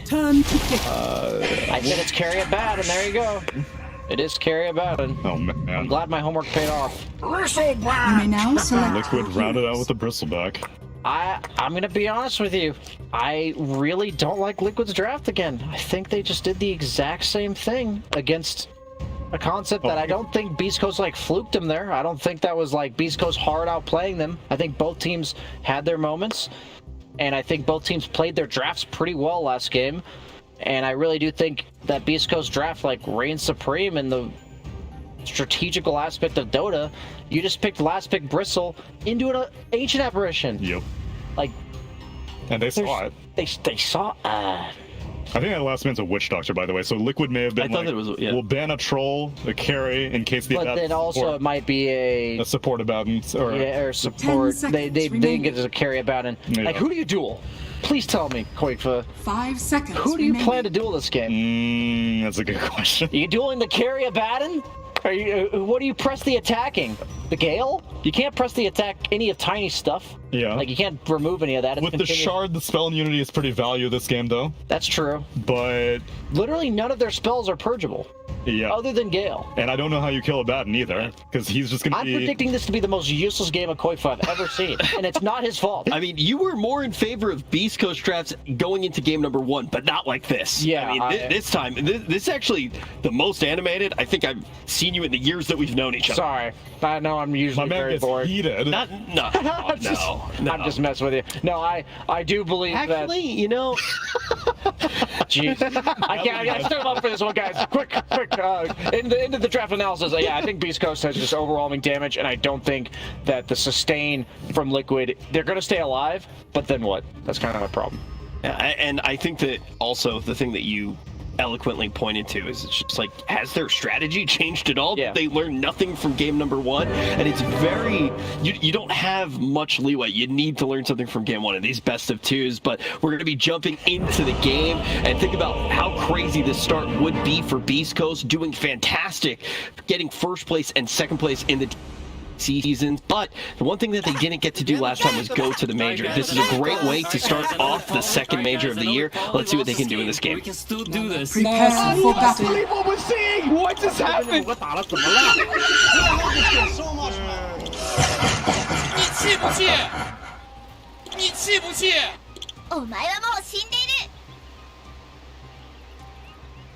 can't believe what we're seeing! What just happened? Showing from Beast Coast in Game 1, Lacoste, and very similar draft here in Game 2. And the panel talking about Liquid needing to learn from Game 1. Do you think it's all right? They've gone for a very similar style here? Both teams kind of have a similar style in both of these games, where they feel very stubborn what they want to do against each other, and no one wants to back off. They made the small adjustments. Instead of having too heavy physical damage cores dealing on side of Liquid, now it's Bristleback. He can still deal damage with the quills, be more annoying than Phantom Assassin, but also relies on some of the right clicks. This time around, they also brought in another way of dispelling things, so they have Oracle and they have a Legion Commander. I'm surprised that we didn't see too much of a Legion Commander in Southeast Asia and mostly China. This hero has been like prioritized early on because of the dispel mechanic and the shard. Like free BKB, it's just insanely good. This time around, as panel discussed, not too many things that dispel. Like you have a Cold Feet, you have stuff from the Venomancer. I don't know where the damage is gonna come from. Like even with the duel, they have, of course, Templar Assassin jumping in. You have Snapfire ulti, Scatterblast, the Lil Shredder, but it's not gonna be that easy. All these heroes are very tanky. My concern on the other side is position 4 Tiny. I don't see this hero winning the games. I don't know. I've seen so many games. I've been watching a lot of regions. I feel the hero, when played on position 4, has like below 10% win rate. It's felt like that in SA. I mean, Tiny was a first phase pick for a lot of the teams, very often flexed between not only position 2 and 4, but also that carry Tiny came out from time Carry to time. Tiny was also a thing in Southeast Asia. Position 5 Tiny, I gotta be honest, looked much better than position 4 Tiny. Well, we'll see how he does. Of course, a lot of his heroes were banned out. There's no Nyx, no Earth Spirit. Could have maybe had the Tusk, I think, in that draft, but still going to be in that pos for Tiny as top lane. Stinger, Ancient Apparition with a K1 carry Abaddon. Very similar in terms of playstyle and itemization as the Wraith King we've seen in the past from K1. Very much that phase boots stick. Or Mickey, the body blocks in that. Little jump in from Whisper and Schofield thanks to the toss back. Gets the first blood. Oh, Whisper again on his last track. Surprised that this wasn't touched at all, because he is the hero expert. You have a funny story to tell about what happened after the first game. Wow, do you? Well, did it fog, or was it you who told me that? I don't remember now. That Bulba came in. Oh, said, sorry, yeah. It was you, okay. It was me, I'm just losing my mind here.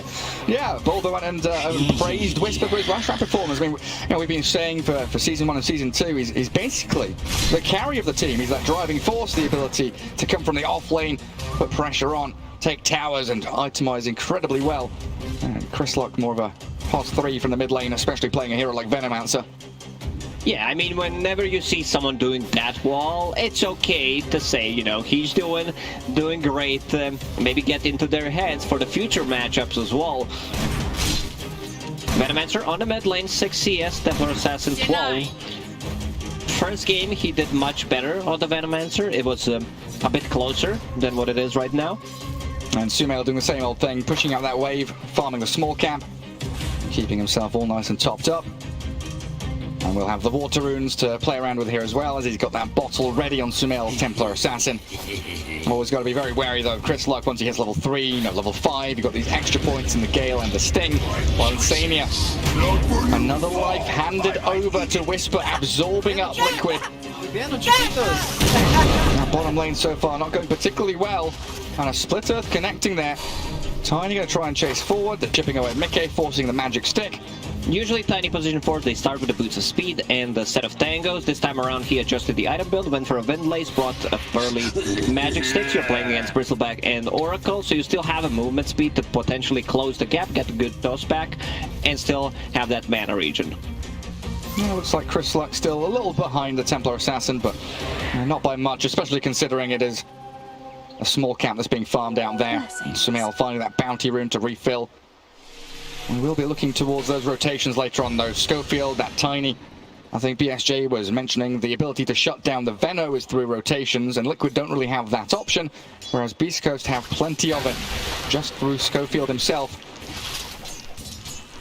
Yeah, I don't think you want to gank Venomancer. That's the hero that you say, well, just let him be. Just let him do what he wants. Dodge the lane, stack up some Ancients and farm that instead. But yeah, this K1 Abaddon, same build every game. Gets out the chainmail, off up the magic wand, the phase boots, and then into the Radiance, like I was saying earlier, very much that Wraith King kind of style. While Sumail's forced the TP back to Fountain, won't be dying, but some superb pressure there from Chris Luck, shoving his opponent out of the lane already. And he can actually pick up both water runes, be full HP after using the bottles. He knows that there's not going to be any rotation. Sumail kind of forced to buy a Boots of Speed there to get faster from the base to the mid lane. K1. Does Tiger have anything left to give? Doesn't look like it.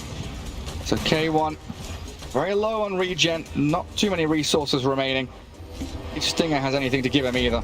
Radiant's bottom He's bringing a healing salve and a Tango, so K1, let's see if he decides to actually stay in the lane, because big wave pushing, Quakewa might snipe him actually. Yeah, he's wrapping around that top lane. He's just going to walk into the dire creep wave though, can't get in towards the Abaddon. Drags the wave across.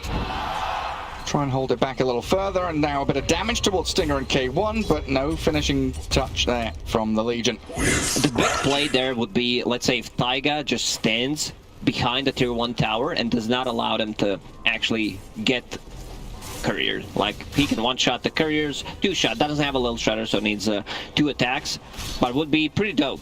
Yeah, because AA doesn't the regen. Put any pressure on you, didn't even have enough mana to use. A cold feet can zone you out.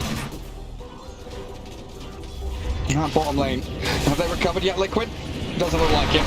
Insane is tossed back into the waiting arms of Whisper. 2-man split with a diabolic edict. And mid-game, he's stacking up quill sprays onto Whisper, but he's got 1 charges, the ability to run back, but all these stacks are building so heavily. Whisper needs another split earth, but dodged and side dash. Well done by Mickey, recovering in that bot lane at long last, whilst Tiger does cookie away from K1. Easy clap there. Hellbear Smasher gets the last hit. No XP, no gold. Oh.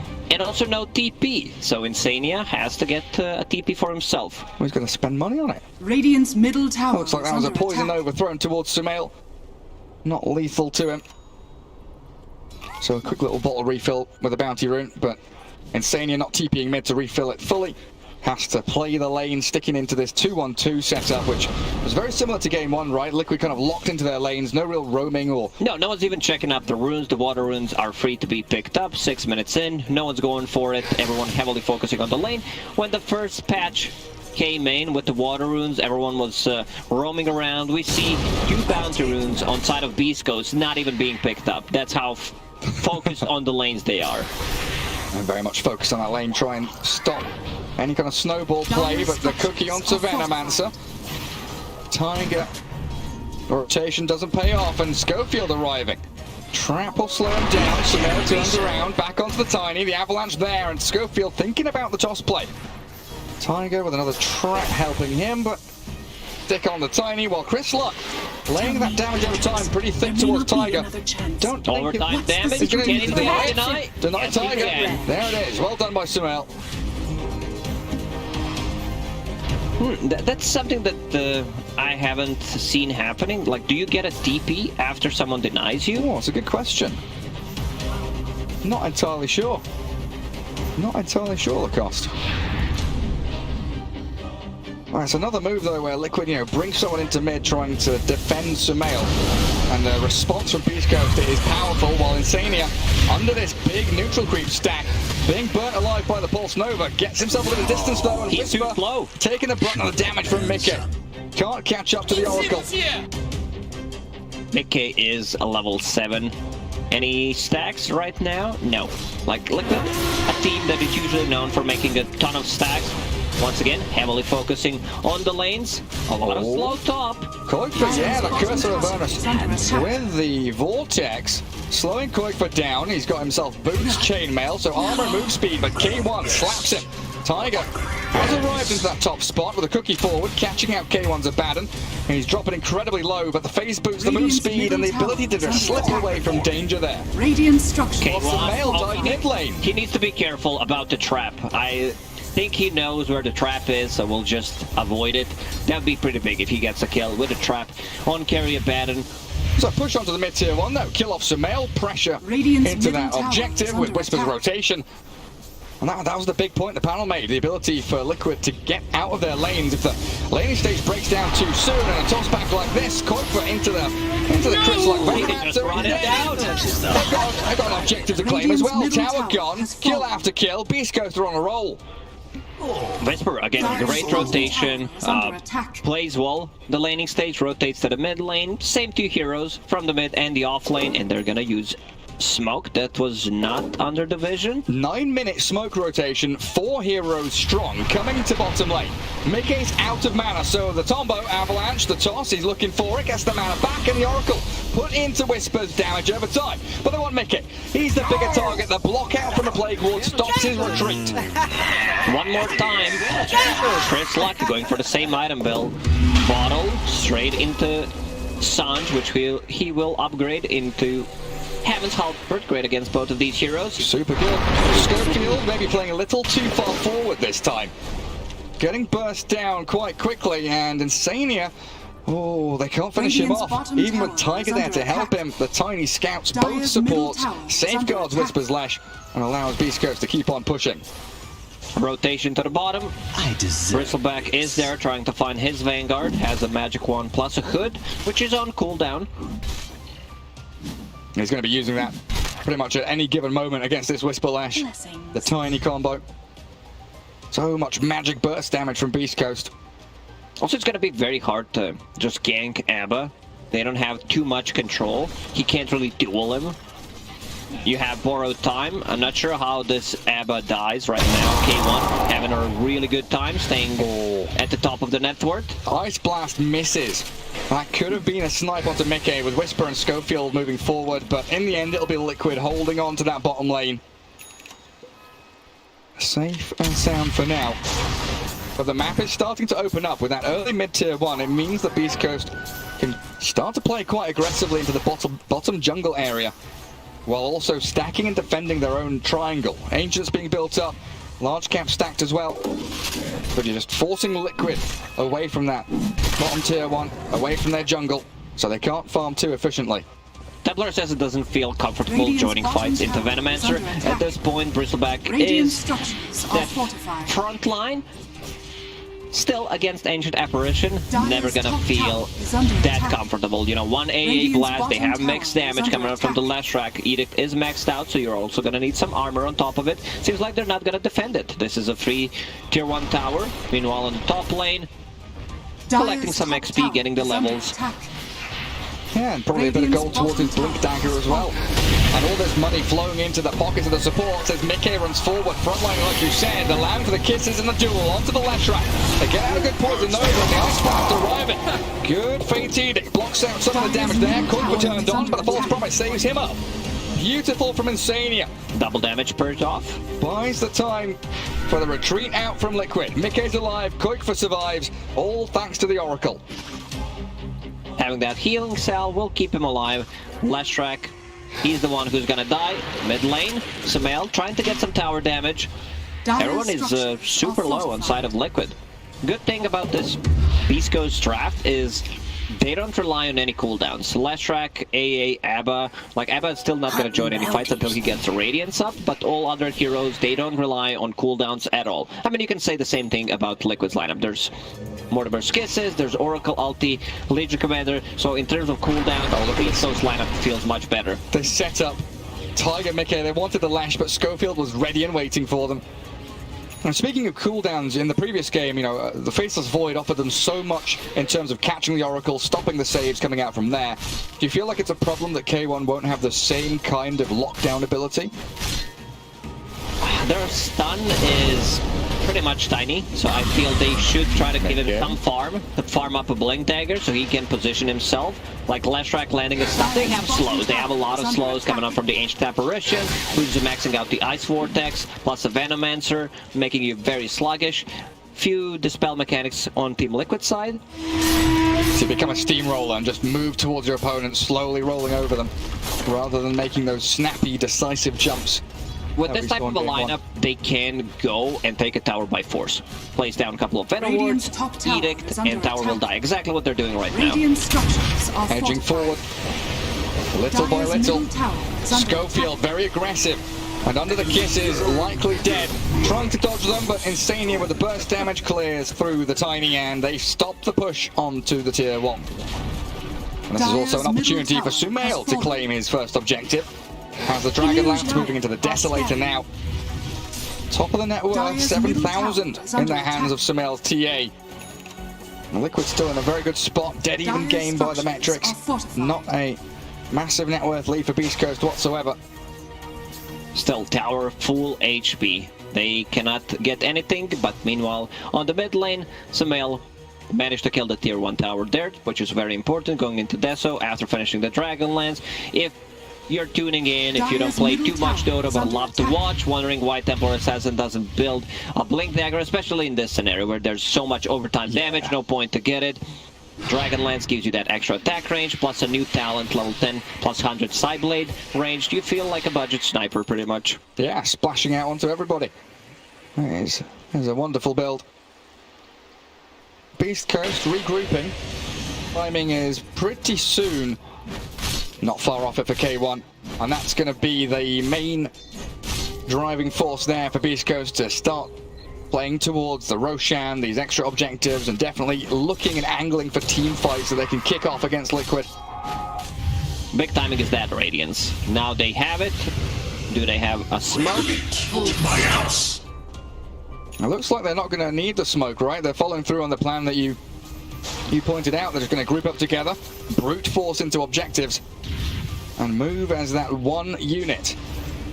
Pack tactics here from Beastcoast. Together, top tower they are strong. Tactics, yeah. Radiant's got it. top tower has fallen.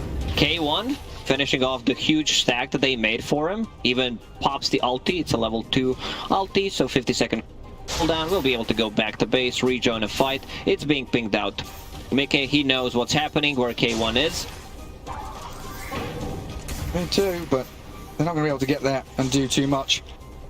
And Mickey has given up also on pushing that bottom tier 1 for a little while.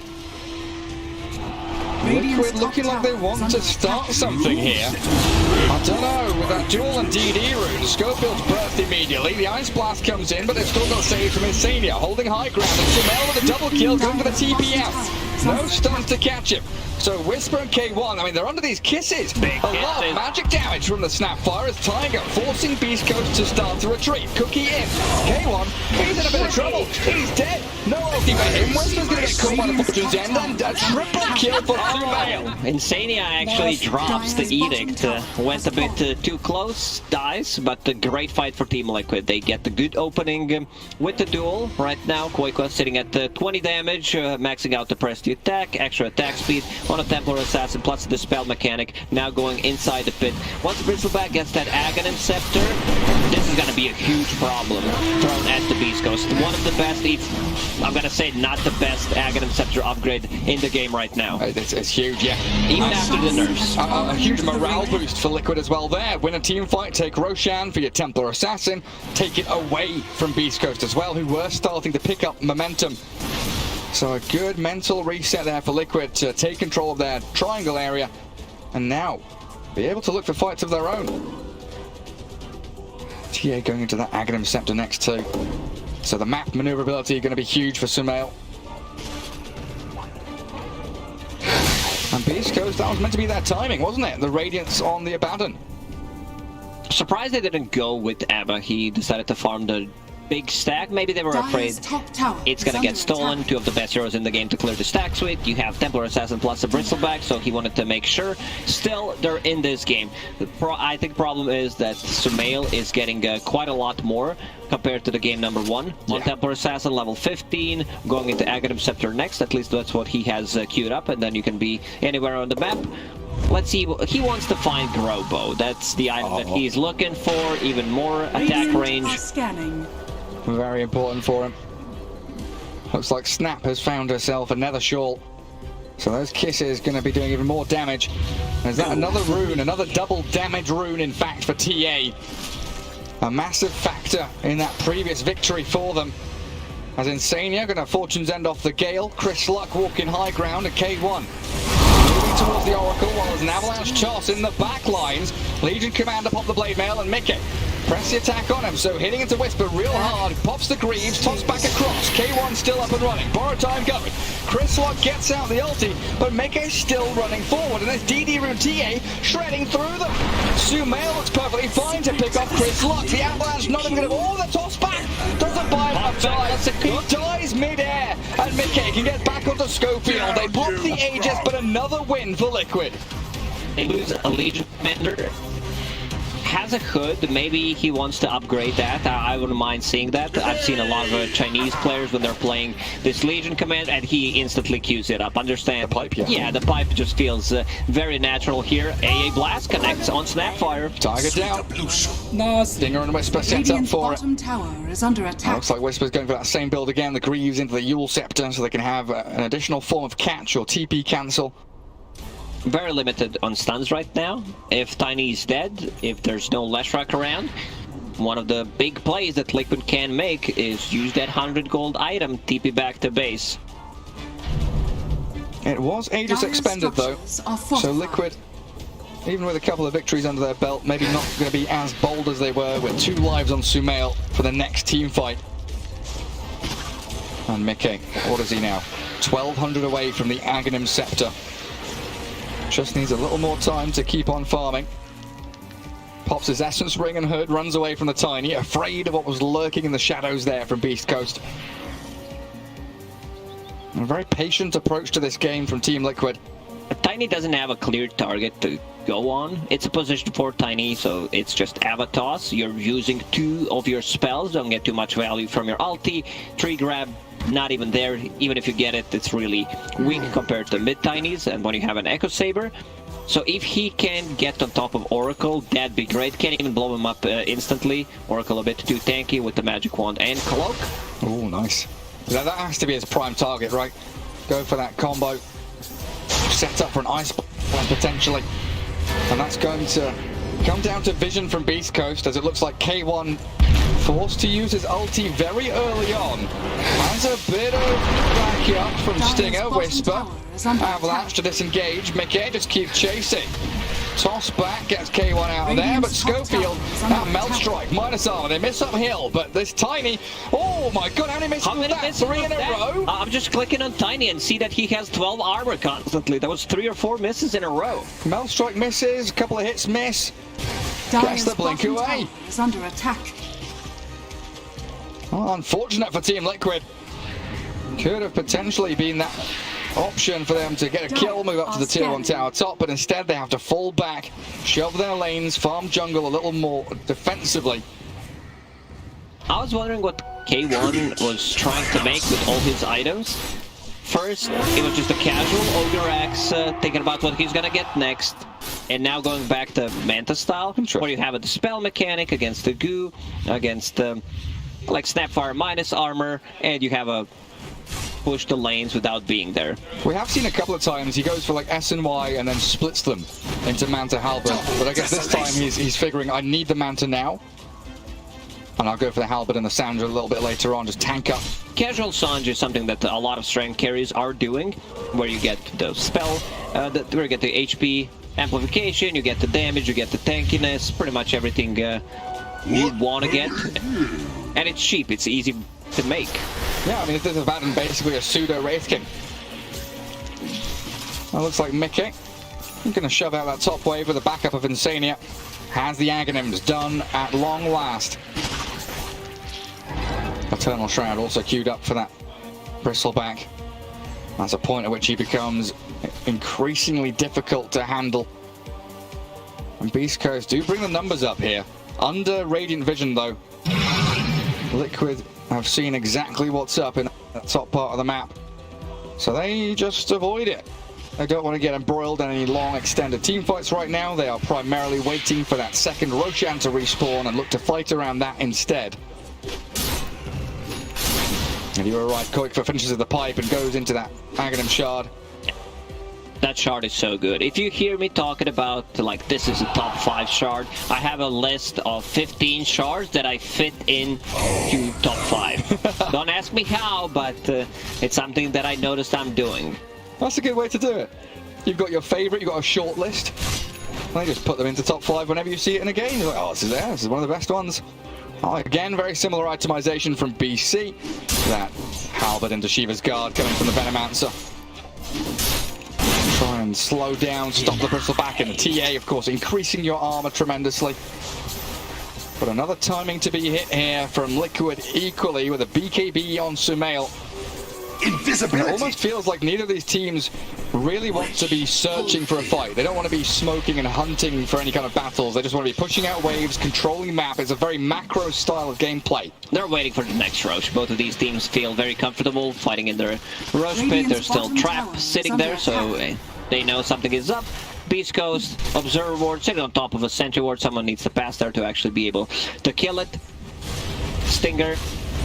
Ghost Scepter available, so at least he has a defense item against all this physical damage that's coming out. And Mickey just going to put himself in front of that bottom tier 2. Bully back Beastcoast. I've brought everyone down here, Team Liquid. Koikva And without a blink dagger, doesn't really have that great ability to make the jump and catch, so it is very much that waiting game. Bide your time, hold the staircase, look for Beastcoast to walk into you.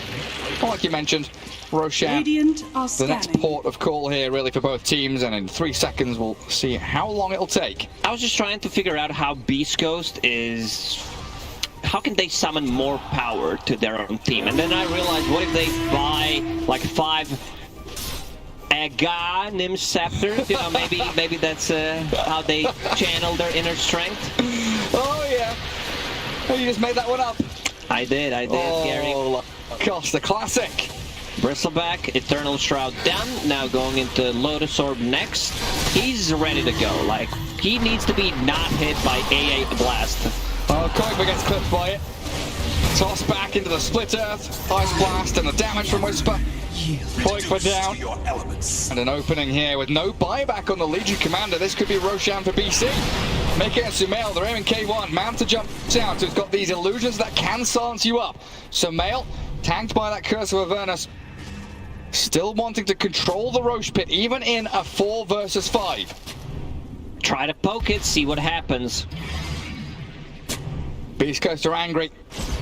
I wouldn't start poking them. Schofield looking for a jump. Stinger has the Ice Blast back again. They're not only defending Roshan against any sneak from Liquid, but also pushing the top tier 2 tower at the same time. Curse with the catapult wave. And K1, Grislock and Whisper breaking fast up towards high ground.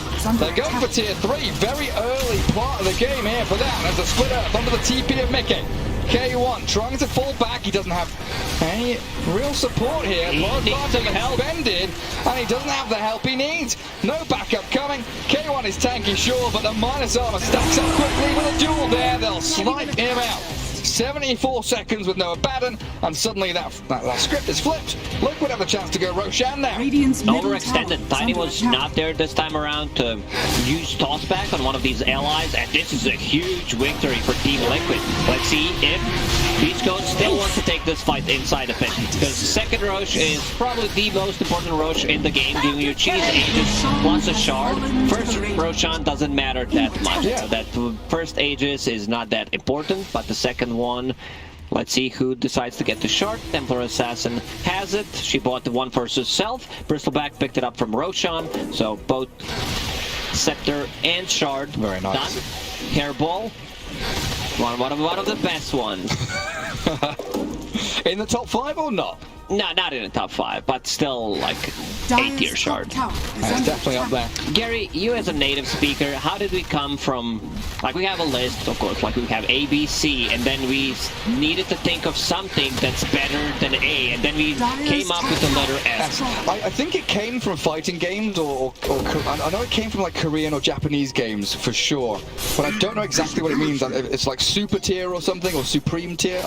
I'm sure someone can correct us if we're wrong. But I'm not exactly sure what the details around it is, but S tier right up at the top. And Liquid in an S tier position. Like I say, with that second Roshan so important for them. But a good move again from Beastcoast, manipulating the map so they've got bottom and mid both pushing in towards Radiant base and trying to fall back and distract Liquid here. Let's see. I thought for a second. Cancel. He can cancel both. Cancel TPs. Schofield stops the Bristle TA. They're pushing high ground. Schofield, he stops the defense. Liquid are going to have their base cracked wide open. This is such a big play, and also the fact that they were standing on top of each other. He had invis. Like, a lot of things need to align for you to do something like this. Well, they weren't expecting that, were they? Just perfect. Spot on stuff from Schofield. And now Beastcoast, they're the ones to come back. TP react back onto the Snapfire, and a dominating streak for Whisper. Well-deserved tips for Schofield. After the job's done, here you go, lad. Couple of tips. Oh. You know what, Garrett? This is why Dota is such a beautiful game. You can always make something happen. One move. Like, you think he can't blow anyone up. He is, you know, he can save people with the tossback. And in this game, he lands a 2-man avalanche, which leads to a full set of barracks. Just by being at the correct place. Yeah, and it was almost a preemptive move, right? Because we looked at that map positioning from Beastcoast. They were pushing mid tier 2, they were pushing bottom lane towards tier 3 with Whisper there, and Schofield had been sent back. He was the one that retreated all the way to his top lane, not really looking to defend the tier 2, but to stop any TPs to make that opening for the rest of his team. And Liquid now left scratching their heads, wondering what they're meant to do to shut this Beastcoast side down. They will come back in force, back to this mid lane, clearing up objectives and towers. With 2 minutes left on the Aegis, they've weathered the storm here almost, Beastcoast. Dire's middle tower has fallen. Do we go high ground as Liquid? They are very tentatively moving backwards. And now they always have to contend with this dead lane bottom, like Tiger kind of stuck down there. Required to shove out these waves. This time around, Leshrac going for a bit of a different build, more late game oriented. He wants to be able to scale, match up the later stages of the game, finishing Greaves, Yule Scepter, so they have a setup, and now going into the Bloodstone, the spell amplification makes him more tanky, more survivable in the team fight. Still want to go for the same item build, at least what he has queued up, a Ghost Scepter and a Heaven's Halberd. Still get those defensive items going. Well, yeah, 11 to 11. Not really much of a net worth lead in this either. Sumail still up at the top, 20,000 net worth hit now, 31 minutes in. TA starting to become very, very strong, especially when that crit, that full Daedalus, will be delivered in a second or two. There is the potential, you know, to burst through the Abaddon even before he can get his borrowed time off, if you get enough damage into him. It's not as easy. Yeah, it's doable. Maybe if we have, let's say, certain heroes like Lion, here crit with Daedalus can make it work. Other abilities are just not there. And, you know, K1, he's ABBA expert, so has that button ready all the time on top of the button that he can spam in the old chat. And he's also building that AC to try and build up his armor as well, right? The Halberd, the Radiance mischance, the AC, all acting against the TA, and even the Bristleback, who can rely quite heavily on his right-click attacks, not just the Quill Spray.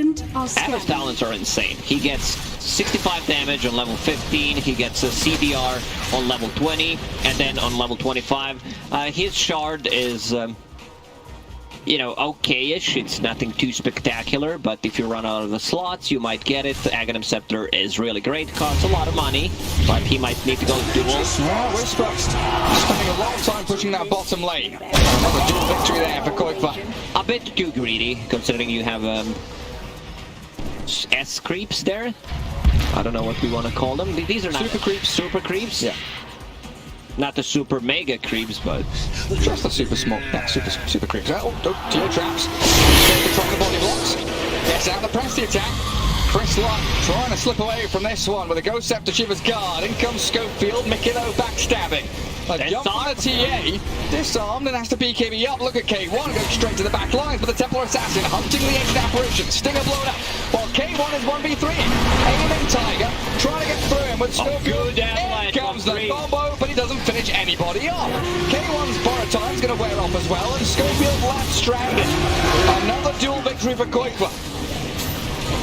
And they're not done. Liquid still chasing Abba. He should be able to get out the TP. Not gonna be able to make it, but yeah. They need some follow-up damage. They need Leshrac, they need AA Blast to connect Abba. Very tanky, very annoying in the front lines. We can see Sumail popping up BKB while being disarmed to stop receiving damage, and then 2 shots Ancient Apparition. Roche may respawn in minute and 20, so this is another big timing for both of these teams. Who can get it? Cheese, Aegis +1. Yeah, but we look at this bottom lane as well, right? Liquid have to keep coming down and pruning, maintaining this bottom lane with the creeps coming in. So it is increasingly difficult for them to actually get towards the Roche pit. It's going to be much easier once Templar Assassin gets that Aghanim Scepter done. It's like having a better boots of travel. Mel dispels, another way of dispelling things on Templar Assassin. Dispel the dust, you can dispel the stuff from the Venomancer. Level 25, sorry Gary, but level 25, let's talk about this one. You have 1 second melt bash, or you have 8 refraction instances. Which one do you want to go for? I want to see 14 refraction charges in total. The damage over time? Yeah, because you have a Dispel mechanic as well. Then you have a small BKB coming out from the LC. Koikwa. Bars blasted. Now by Schofield and Whisper. And this last track helped by Chris Luck to pick off the Legion Commander. And 14 seconds for Roshan fast spawn. You know what the big brain play there would be? Because it's the same sound. This needs to be fixed. Press the attack. The shard gives the BKB sound. You use it, and then you TP out. And they're like, yeah, we can't stop it. You know, but it's BKB. What can we do? But the duration is not long enough. Like something that could potentially get you out of the trouble. Most likely not. These are professional e-athletes, e-gamers, Gary. They know. E-sporters. Yeah, they clicked on the heroes. With a capital E, capital S, and a dash in between. Capital S. Radiant structures. Did you say that? I absolutely did not. You heard nothing. Tier 2 tower mid lane glyphed up by Team Liquid. Catapult wave handled by Mickey. But K1, he's another story. The Beast. Middle tower. Honest Abaddon. Shreds through your structures. Hot knife through butter. And they've got 2 lanes pushing in as well. Top and mid. Well, what's the timer on Roshan Lacoste? How long until the big man's back up? 1 minute and 49 seconds, Gary. Quite a while. Templar Assassin hit level 25, took those refraction instances going into MKB. Running out of slots, we'll need the belt. Is he in a car? He's got a seatbelt on. Safety first, Gary. He strapped himself in for this game. High octane video gaming from Beastcoast. They've got the bucket seat. They've got the seatbelts on. The harness is strapped in. A Shadow Blade for K1. Help him get into the back. Look for the aura. Needs to turn off the radiance. I think the idea here is I want to be able to break people. Most importantly, Bristleback, because right now, if they miss AA Blast, if AA gets jumped, they just don't have enough damage to deal with the Bristleback. Against Venomancer, against Tiny, it's all chip damage. Lashrak, you know, he's strong, but Bristleback with all these items, he's super jacked. Yeah, you can deal with these K1 illusions quite easily. Pops his Eternal Shroud, turns and hits them a few times, they're gone. Liquid still having a few issues breaking past Plague Wards, getting through these illusions.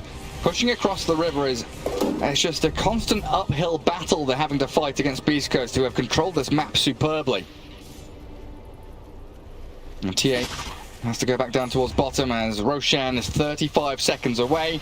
Liquid look like they want to make a move.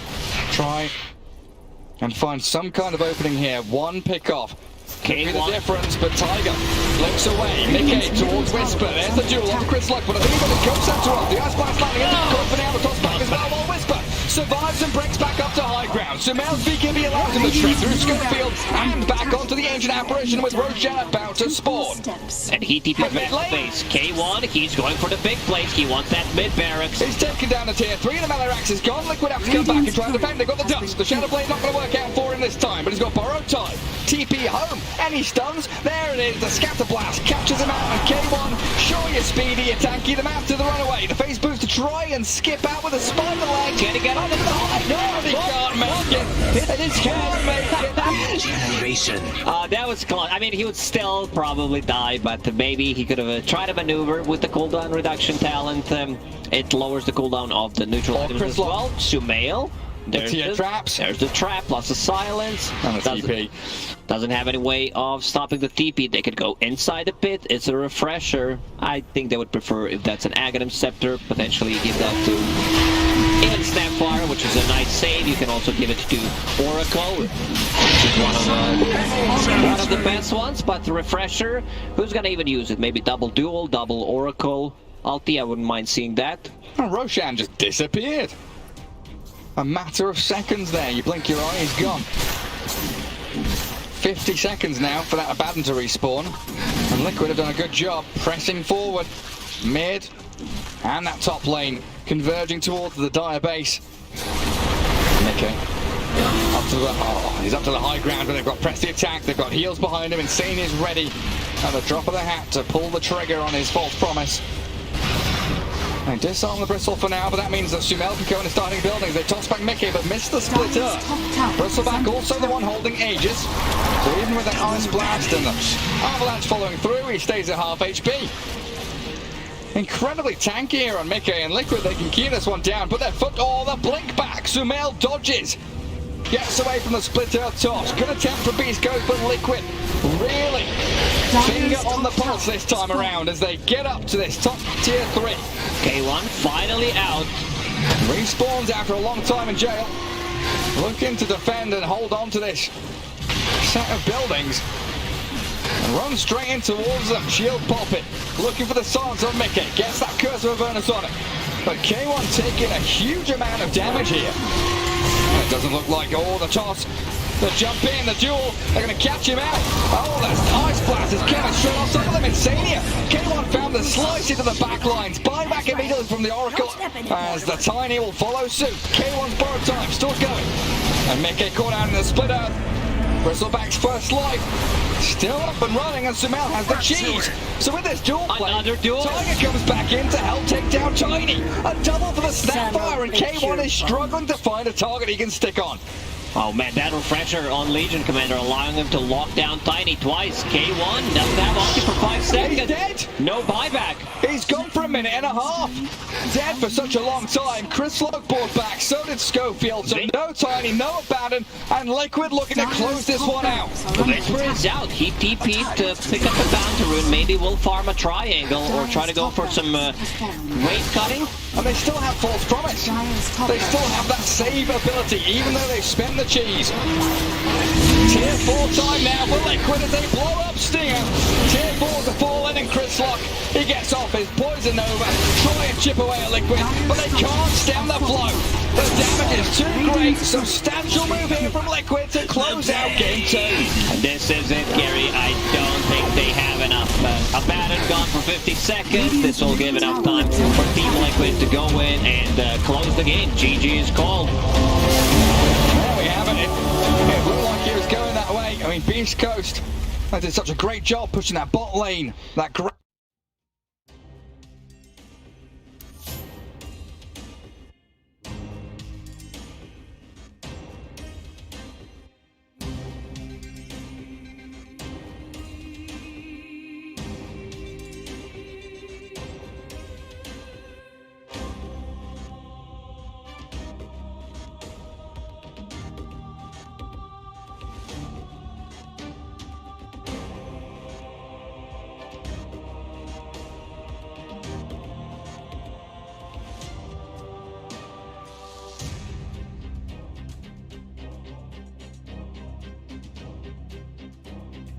They definitely did. You know, he's very annoying in your